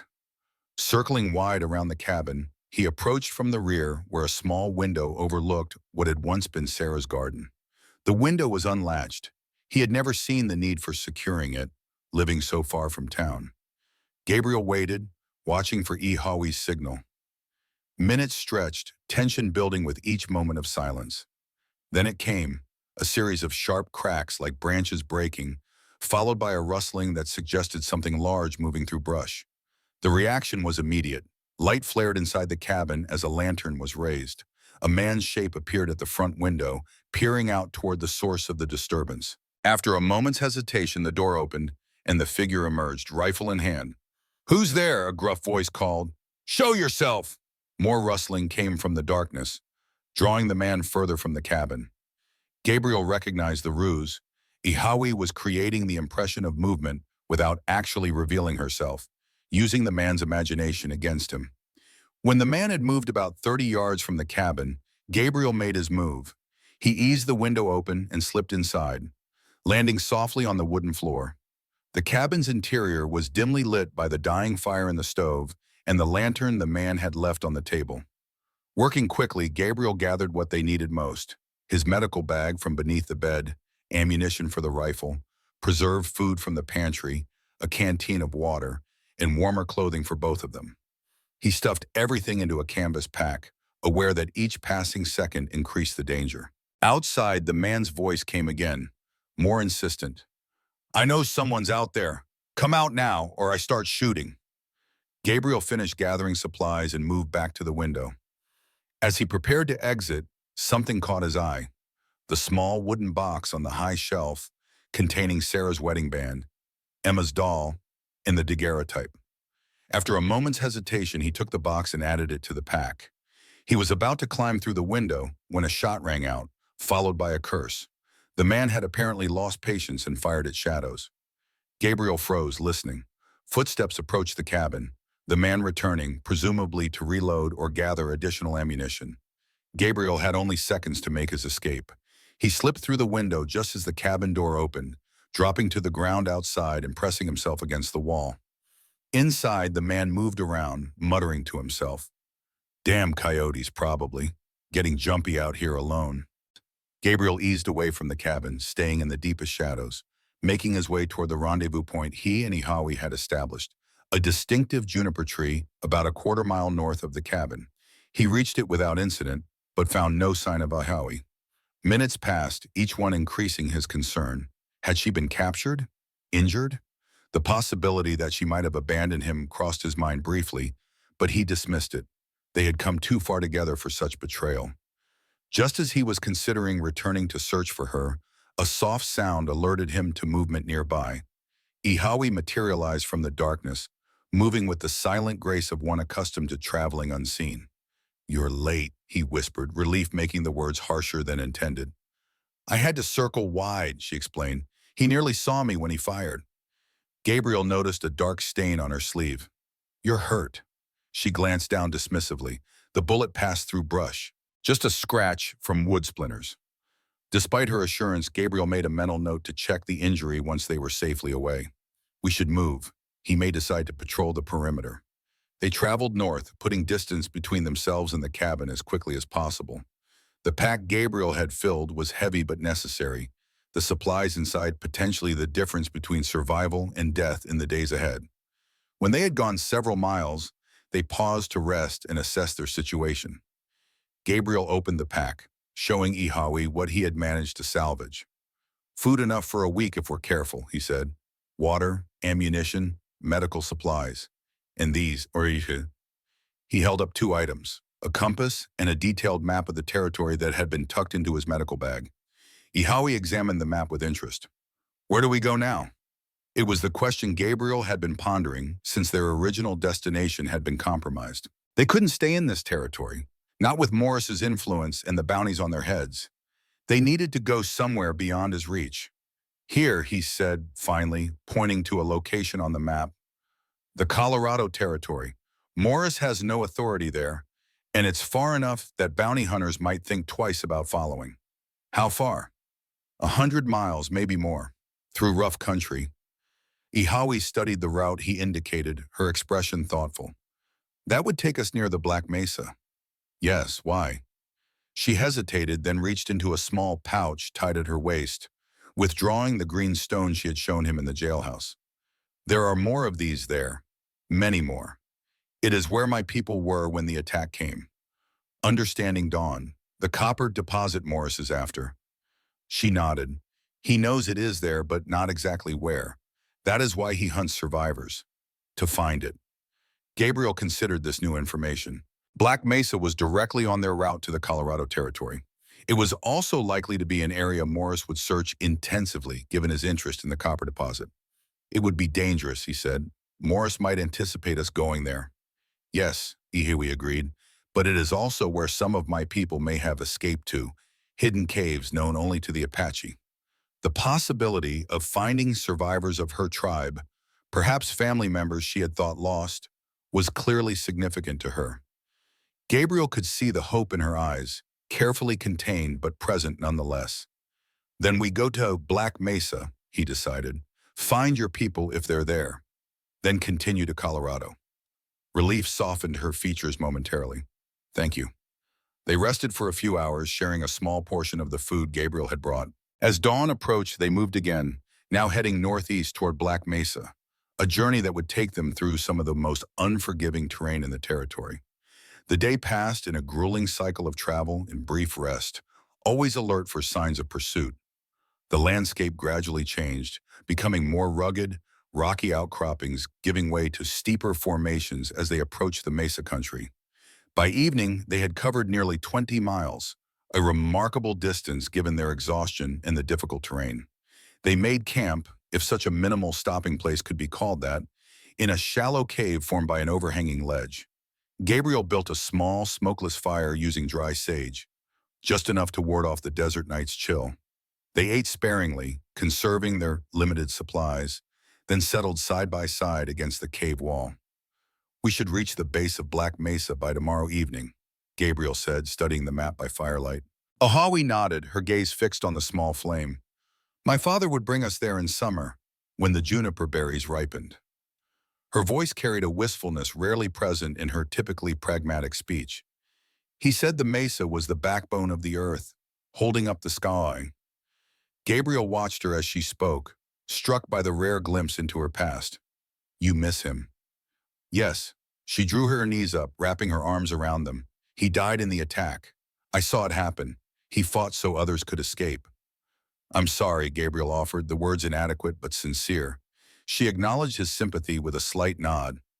My mother died when I was young. My father raised me to be strong, to lead if necessary. A faint smile touched her lips. He did not expect a daughter who would study medicine instead of war. But he supported your choice? Eventually. Her expression grew distant, remembering. He said healing was another kind of strength, one our people needed. Gabriel understood that sentiment all too well. Medicine was indeed a form of strength, one he had abandoned when grief had overwhelmed him. One he was perhaps beginning to reclaim in small ways through this journey with Ihawi. They sat in comfortable silence as the fire died to embers, each lost in private thoughts. Gabriel's mind turned to the path ahead, the dangers they still faced, the uncertain future that awaited them. If they reached Colorado, what then? Would Ihawi continue on her own way? The thought left him with an unexpected hollowness. He glanced at her, noting how the firelight cast her profile in sharp relief against the darkness of the cave. She had become more than just someone he had rescued on impulse. She had become a companion, a partner in their shared flight. Perhaps something more, though he hesitated to name it. You should sleep, Ihawi said, breaking the silence. I will take first watch. Gabriel wanted to protest but knew she was right. They would need every ounce of strength for the challenges ahead. He settled against the cave wall, the day's exertions quickly pulling him towards sleep. His last conscious thought was of Sarah. For the first time in 3 years, thinking of her brought not just pain, but a bittersweet warmth. She would have approved of Ihawi, he realized. She would have understood his need to help her. Perhaps this was what Ihawi had meant about honoring the dead by living fully. They reached Black Mesa the following evening, just as dusk was gathering. The massive formation rose like a fortress from the surrounding plains, its sheer cliffs seemingly impenetrable. How do we get up there? Gabriel asked, surveying the imposing walls of stone. There are paths, Ihawi replied, hidden trails. We must reach the eastern face before dark.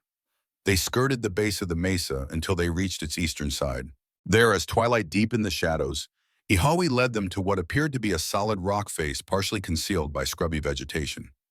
Here, she said, pushing aside branches to reveal a narrow crevice in the cliff, barely wide enough for a person to pass through sideways. Gabriel studied the opening dubiously.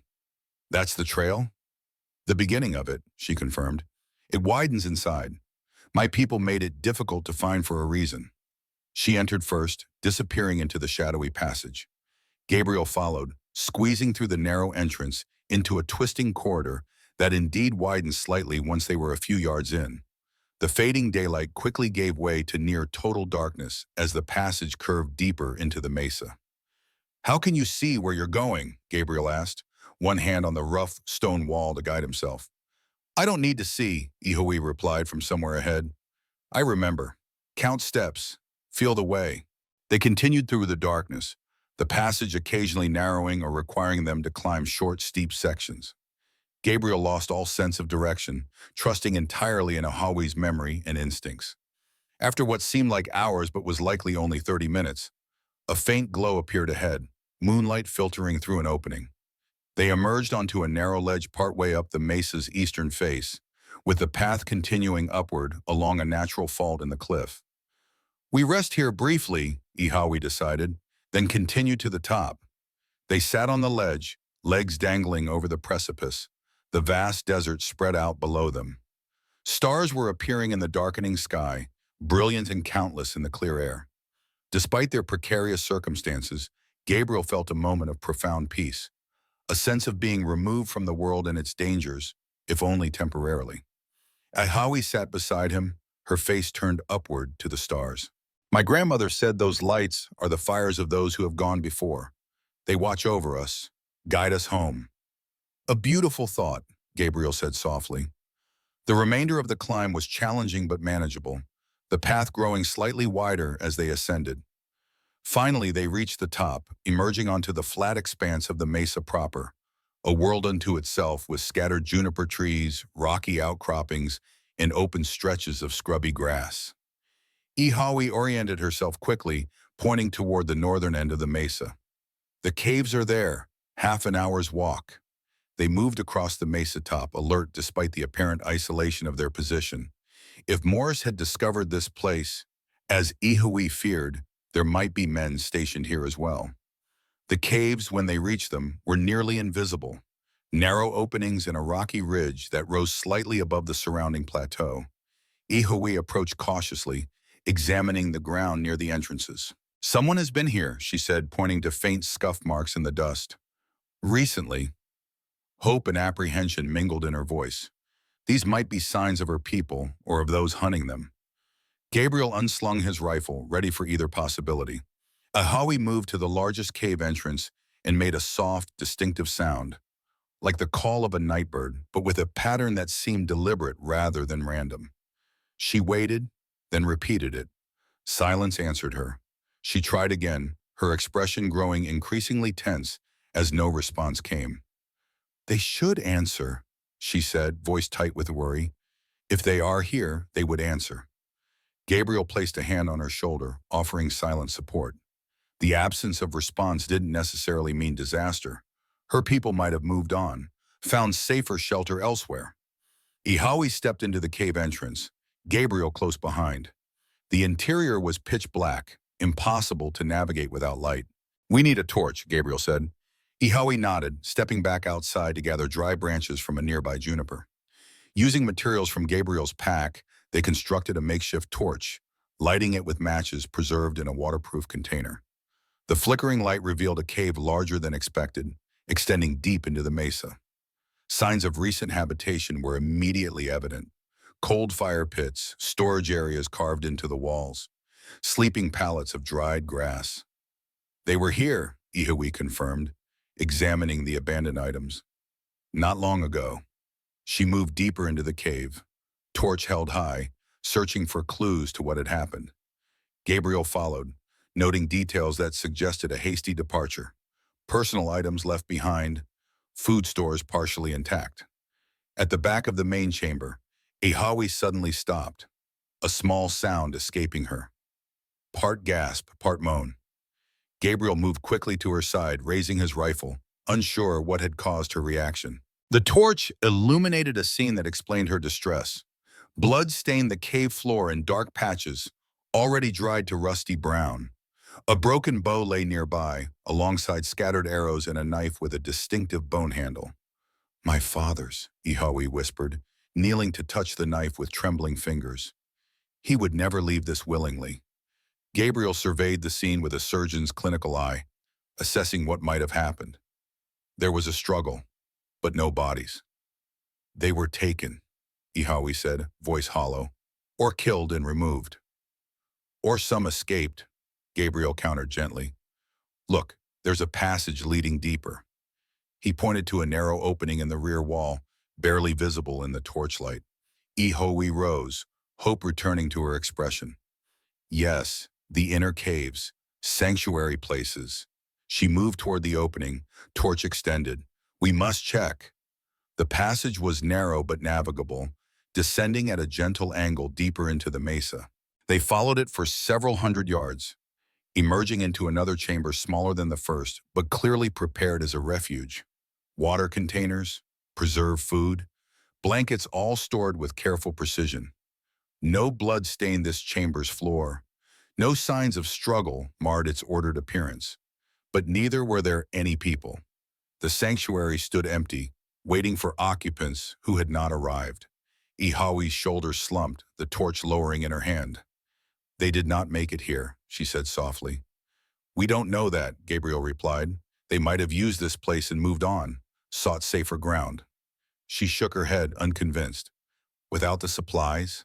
Without water?" She gestured to the carefully stored provisions.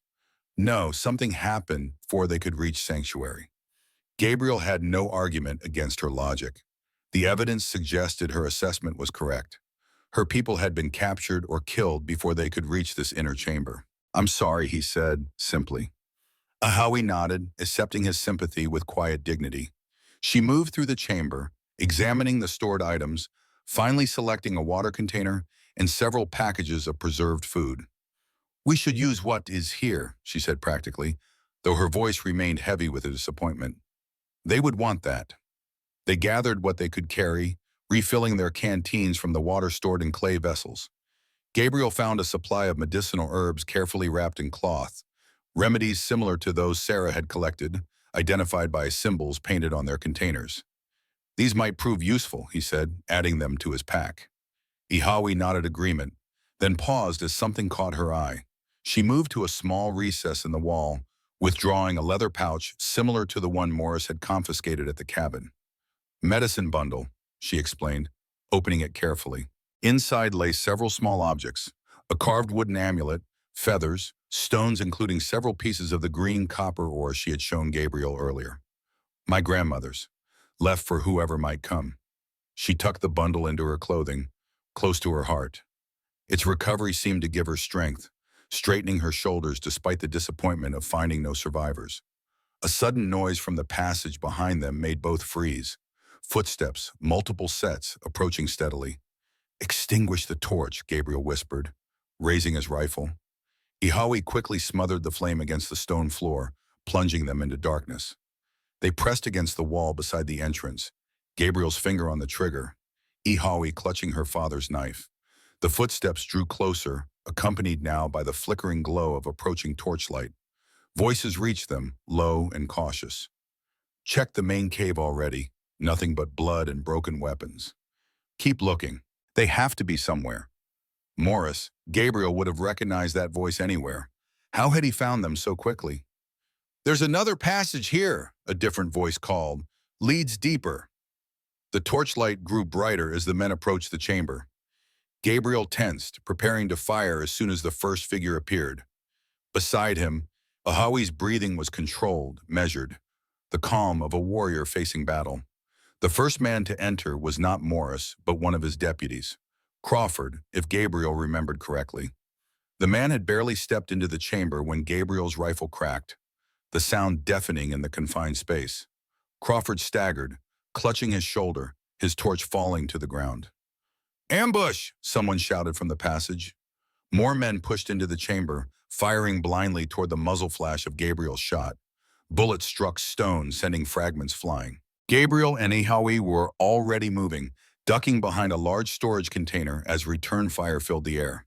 There's another way out, Ihawi hissed, pointing to a dark crevice barely visible in the far wall. Emergency escape route. Leads to the western face.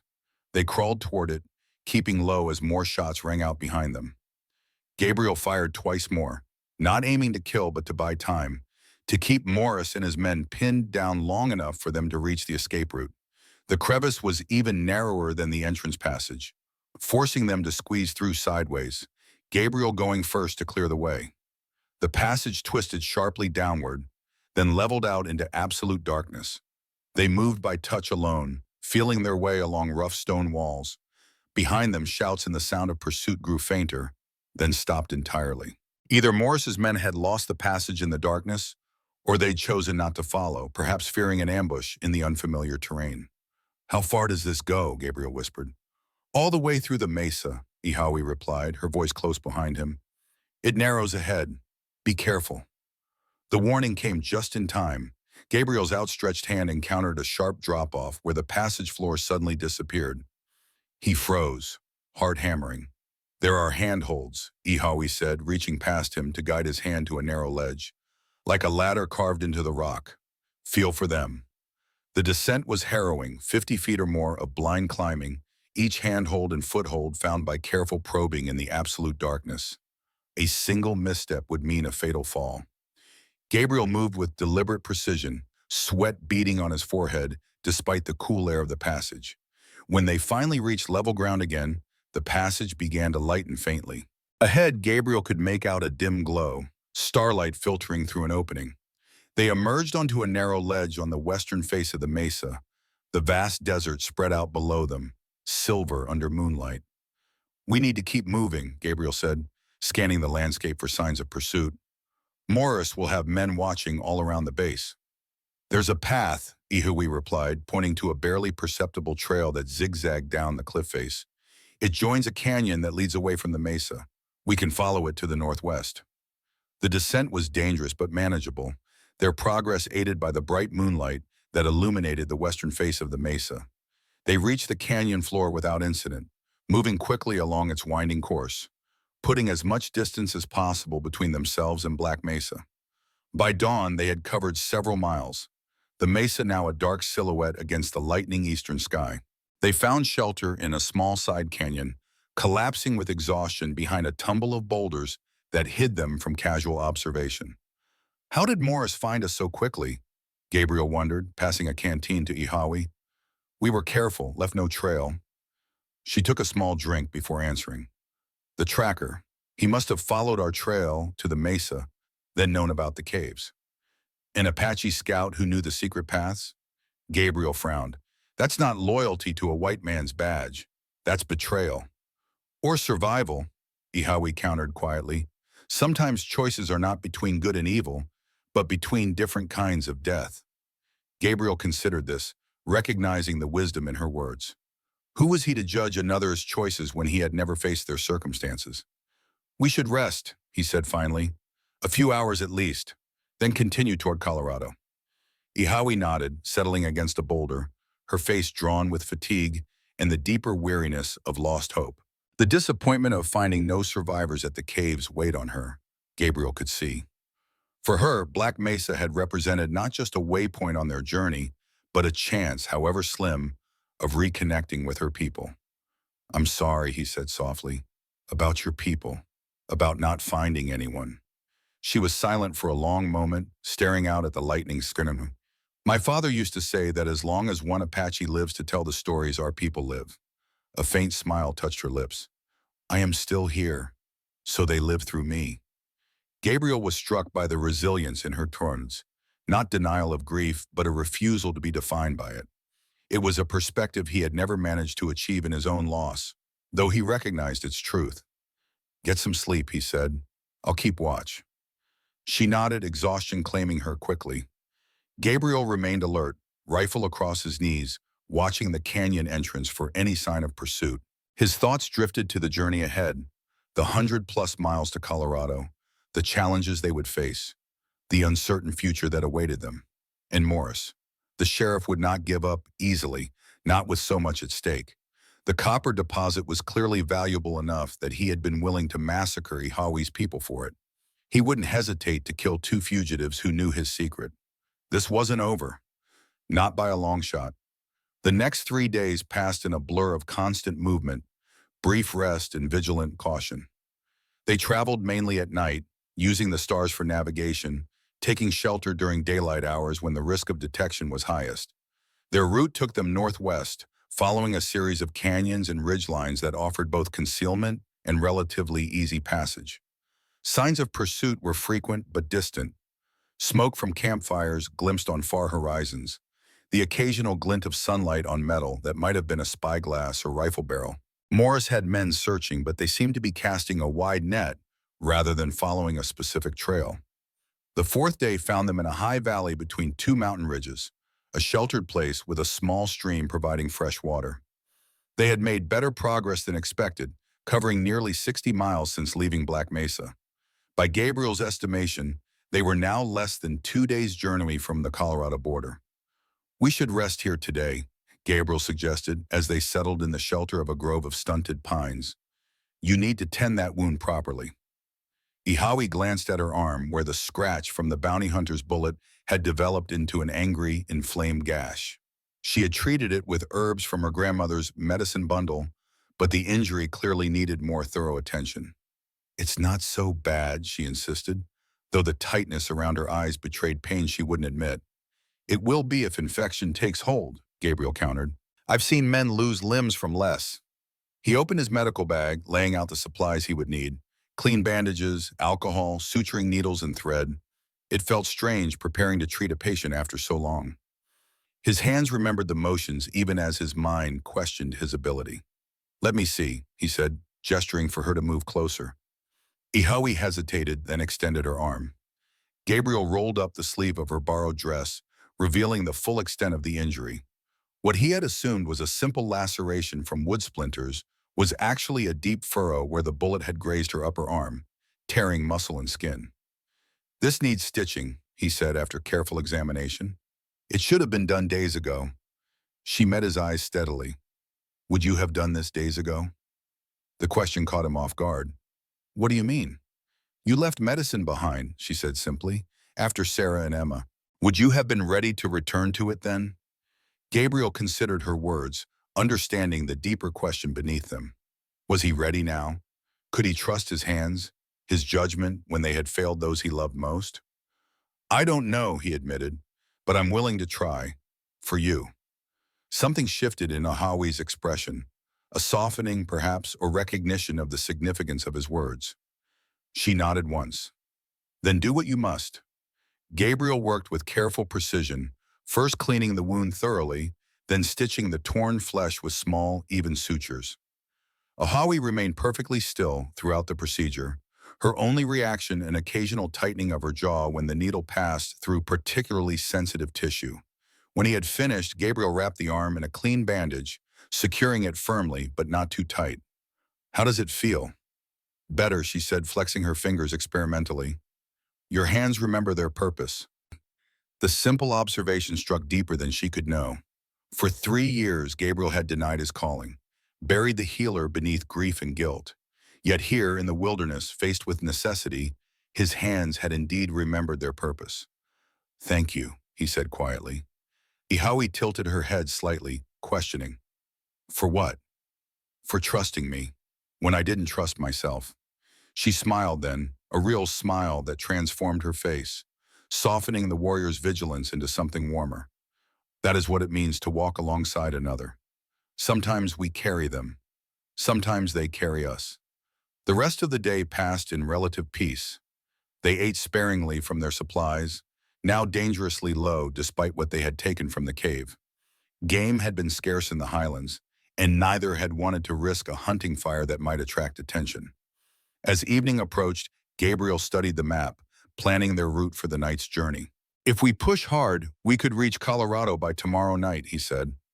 Cross the border before dawn the day after. Ihawi nodded, her gaze fixed on the distant mountains that marked the territorial boundary. And then? The question hung between them, laden with implications neither had dared address. What happened after they reached safety? Would they part ways? Continue together? And to what purpose? What destination? I don't know, Gabriel admitted. I hadn't thought beyond escape. Nor I, Ihawi said softly. For so long, survival was the only future I could see. And now? She met his eyes, something unspoken but unmistakable passing between them. Well, now I begin to see other possibilities. If we push hard, we could reach Colorado by tomorrow night, Gabriel said, studying the map. Cross the border before dawn the day after. Ihawi nodded, her gaze fixed on the distant mountains that marked the territorial boundary. And then? The question hung between them, laden with implications neither had dared address. What happened after they reached safety? Would they part ways? Continue together? And to what purpose? What destination? I don't know, Gabriel admitted. I hadn't thought beyond escape. Nor I, Ihawi said softly. For so long, survival was the only future I could see. And now? She met his eyes, something unspoken but unmistakable passing between them. Now I begin to see other possibilities. A gunshot cracked in the distance, echoing across the valley. Gabriel tensed, reaching for his rifle. Someone's hunting nearby. They listened intently. More shots followed, then the distant sound of hoofbeats, fast, erratic, the rhythm of a horse being pushed hard. Someone's coming this way, Ihawi whispered, already gathering their few belongings. We need to move. But Gabriel held up a hand, listening more carefully. Not a group, just one rider. He frowned, being pursued. They took cover behind the trees at the edge of their small camp, weapons ready. Within minutes, a horse and rider burst into view in the valley below, racing toward the grove where they hid. The rider was bent low over the saddle, one hand clutching his side. As the figure drew closer, Gabriel felt a cold shock of recognition. Morris, he breathed, raising his rifle instinctively. The sheriff was alone, his face pale with pain or fear, possibly both. Blood darkened his jacket where he pressed his hand against his side. He's wounded, Gabriel observed. Good, Ihawi replied coldly. Fate has delivered justice where we hesitated. 3 more riders appeared at the far end of the valley, rifles raised. One fired, the bullet kicking up dirt near Morris's fleeing horse. Bounty hunters, Gabriel realized. They must have found him before he found us. Morris's horse stumbled, nearly throwing him. He regained control and drove the animal toward the trees, directly toward their position. He hadn't seen them yet, focused only on escape from his pursuers. One shot, Ihawi whispered, her knife already in hand. We can end this now. Gabriel's finger tensed on the trigger. Morris had massacred Ihawi's people. He'd hunted them relentlessly. But executing a wounded man, even one as deserving as Morris. Before he could decide, Morris's horse cleared the first line of trees. The sheriff's eyes widened as he spotted them, shock and recognition flashing across his pain-etched face. His mount reared, startled by the sudden encounter. Morris tumbled from the saddle, landing hard on the ground between them, his gun flying from his holster. When he looked up, he found himself staring into the barrels of Gabriel's rifle in the gleaming edge of Ihawi's knife. Well, he gasped, blood seeping between the fingers pressed to his side. Ain't this a fine situation? Morris crashed into the trees 30 yards from their position, dismounting awkwardly, one hand pressed to his bleeding side. He staggered forward, unaware of their presence, seeking only escape from the gunfire behind him. When he stumbled into the small clearing where they had made camp, his eyes widened in shock at the sight of Gabriel and Ihawi, weapons trained on him. Well, he gasped, blood seeping between his fingers, ain't this a fine situation? Gabriel kept his rifle leveled at the sheriff's chest. You're a long way from your jurisdiction, Morris. The sheriff grimaced, pain twisting his features. Came to finish what I started. Should have killed you both at the beginning. Like you killed my people, Baal. Ihawi's voice was cold, her father's knife gleaming in her hand.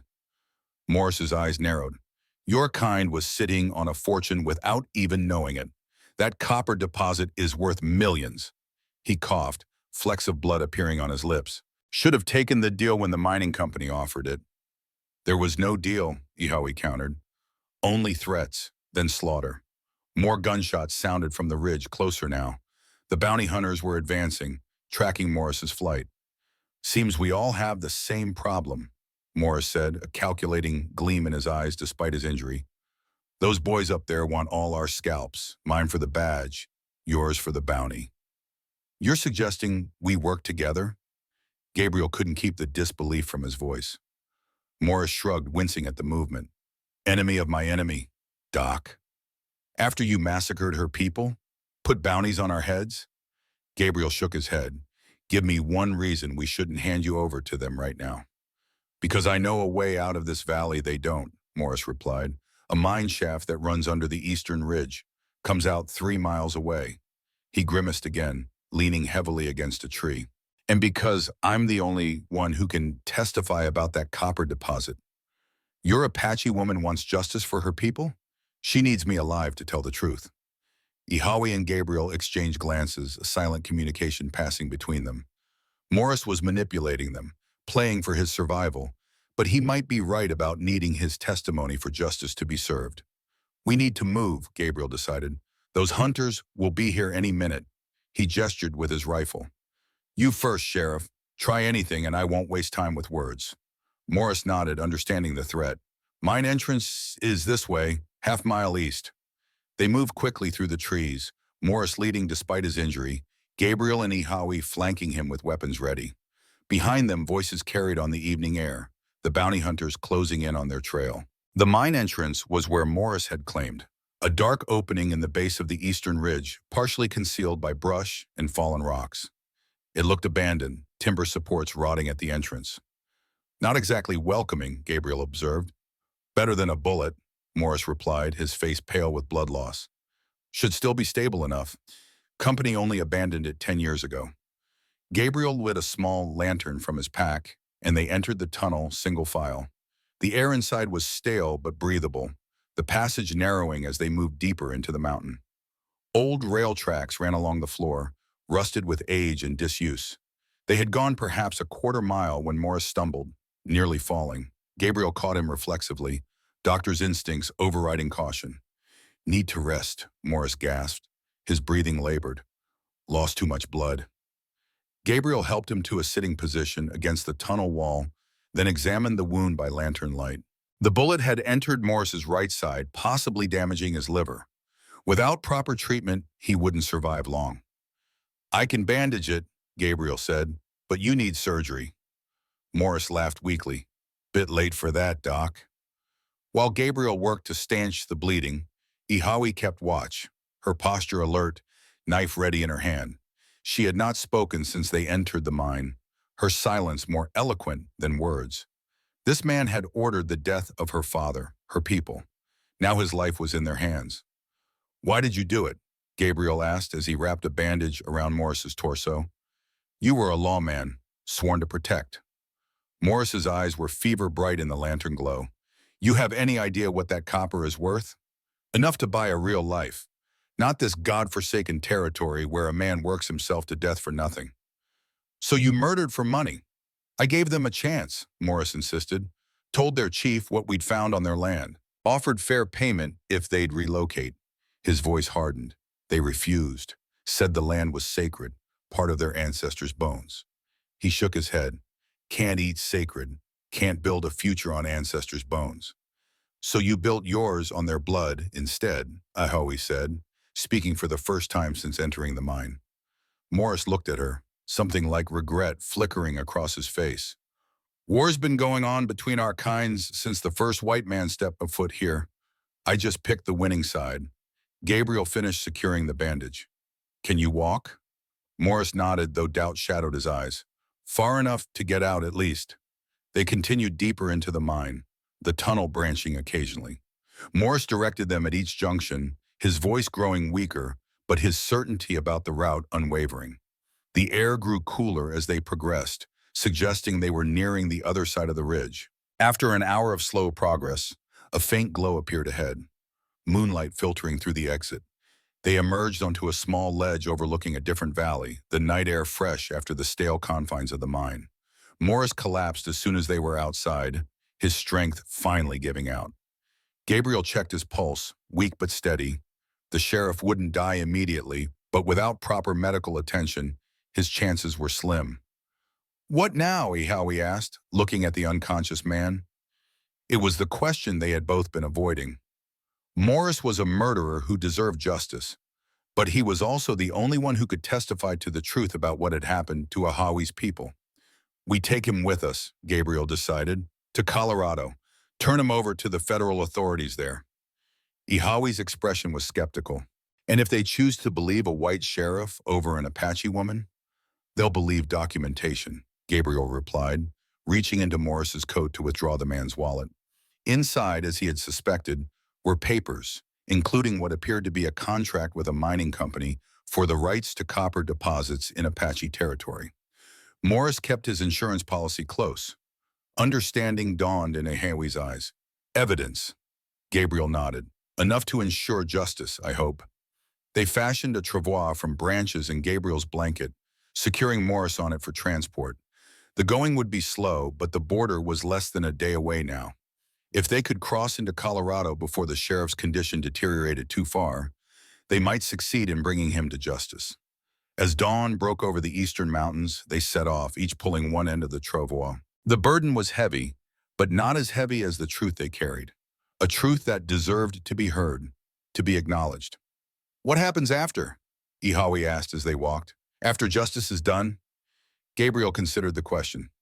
3 days ago, he might not have had an answer, but now, looking at the woman beside him, strong, resilient, unbroken despite all she had endured, he found himself in imagining possibilities he had thought forever closed to him. "I don't know exactly," he admitted, "but I'd like to find out. With you, if you are willing." Ihawi didn't answer immediately, her gaze fixed on the path ahead. When she finally spoke, her voice held a warmth he had rarely heard before. "My grandmother said that sometimes the most important journeys begin only after we think we've reached our destination." She glanced at him, a smile touching her lips. "I would like to walk that journey with you," Gabriel read. The simple declaration settled something within him, a piece of his fragmented self finding its place again. For 3 years he had existed rather than lived, marking time in solitude and grief. Now, impossibly, He found himself looking toward the future with something that felt suspiciously like hope. They walked on, side by side, the unconscious form of their enemy carried between them, a burden necessary for justice, but temporary. Ahead lay the border, a new territory, new beginnings, and perhaps for two broken souls who had found unexpected strength in each other, the chance to build something neither had believed possible again. A home. 6 months later, Gabriel stood on the porch of a small cabin nestled in the foothills of the Colorado mountains. The structure was new, built by his own hands with help from neighbors who had welcomed the doctor and his wife without too many questions. The final touch had been completed that morning, a sturdy fence enclosing a garden where Ihawi had already planted herbs, both medicinal and culinary. 7 fence posts, all finished, a symbol of intentions fulfilled rather than abandoned. Inside, a small sign hung beside the door, announcing Dr. Reed and Mrs. Reed, Medicine and Healing. Word had spread quickly through the scattered community about the doctor who combined conventional medicine with native remedies, and the Apache woman whose knowledge of herbs and traditional treatments complemented his surgical skills. They weren't rich, but they were respected. And after the federal investigation triggered by Morris's testimony, given from a prison hospital bed where he still recovered from his wound, they were safe. The sheriff had been convicted of multiple crimes, the mining company sanctioned for its role in the massacre. It wasn't perfect justice. Nothing could bring back those lost, but it was acknowledgement, and that mattered. The door opened behind him and Ihawi stepped out, carrying 2 cups of coffee. She handed one to Gabriel, then settled beside him on the porch bench. Mrs. Thornton's baby came early this morning, she said. A boy, healthy and strong. Gabriel smiled. Your 3rd delivery this month. The women trust you. They trust us, she corrected. Our medicines together. That morning, a young Apache mother from a neighboring settlement had also brought her child for treatment of a persistent cough. As Gabriel had prepared a remedy combining his medical knowledge with Ihawi's herbal wisdom, he'd caught sight of something that stopped him in his tracks. The sunlight streaming through the window had fallen on the child's face in a way that, for just a moment, reminded him of Emma. But for the first time, the memory brought a bittersweet warmth instead of searing pain. The sound of children's laughter drew his attention to the edge of their property. A small group had gathered by the garden, some from the settlement, others from ranches scattered across the valley. It had become a weekly tradition, these evenings when Ihawi would teach them about healing plants, while Gabriel shared stories of the human body's remarkable abilities. Some of the children showed real promise as healers. I had a letter from Harold, Gabriel said, sipping his coffee. He and Martha are considering visiting in the spring. Ihawi nodded. It would be good to see them. They helped us when few would. He says Broken Ridge is changing. The Army investigated the Apache massacre, concluded it was unprovoked. There's talk of reparations to survivors. If any survived, Ihawi said softly. Reed, called 10-year-old Thomas, the blacksmith's son, running toward the porch. Is it true that the Army is making the mining company pay money to the Apache people? Gabriel exchanged a glance with Ihawi. News traveled slowly out here, but it traveled. Yes, he answered. It's called reparations. It means acknowledging a wrong was done and trying to make it right. Can money make it right? Asked Maria, a quiet girl who had followed Thomas. No, Ihawi said gently, but acknowledgement can begin healing. Like setting a broken bone, first you must recognize the break before it can mend properly. The children nodded, accepting her wisdom with the simple trust of youth. After they departed for home, Gabriel reached for Ihawi's hand.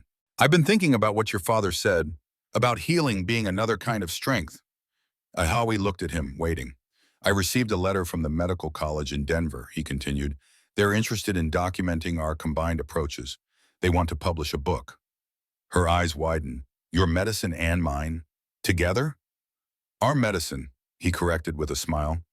2 traditions, stronger together than apart. She leaned her head against his shoulder, a gesture that had become familiar and precious. My father would be proud. Sarah and Emma too, I think.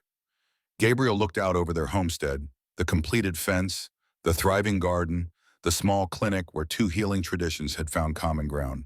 The grief was still there, for Sarah, for Emma, for all he had lost, for Ihawi's father and her people. It would always be part of them, but it no longer defined them, no longer limited what they could become. As darkness fell and the first stars appeared above the mountains, Gabriel felt a peace he had thought lost forever. Not the absence of pain or memory, but their integration into something larger. The fence was finished, the garden was planted, and now the healing they had found within themselves was spreading outward, touching other lives, creating ripples that would continue long after they were gone. That, he reflected as Howie's hand tightened in his, was the most meaningful medicine of all.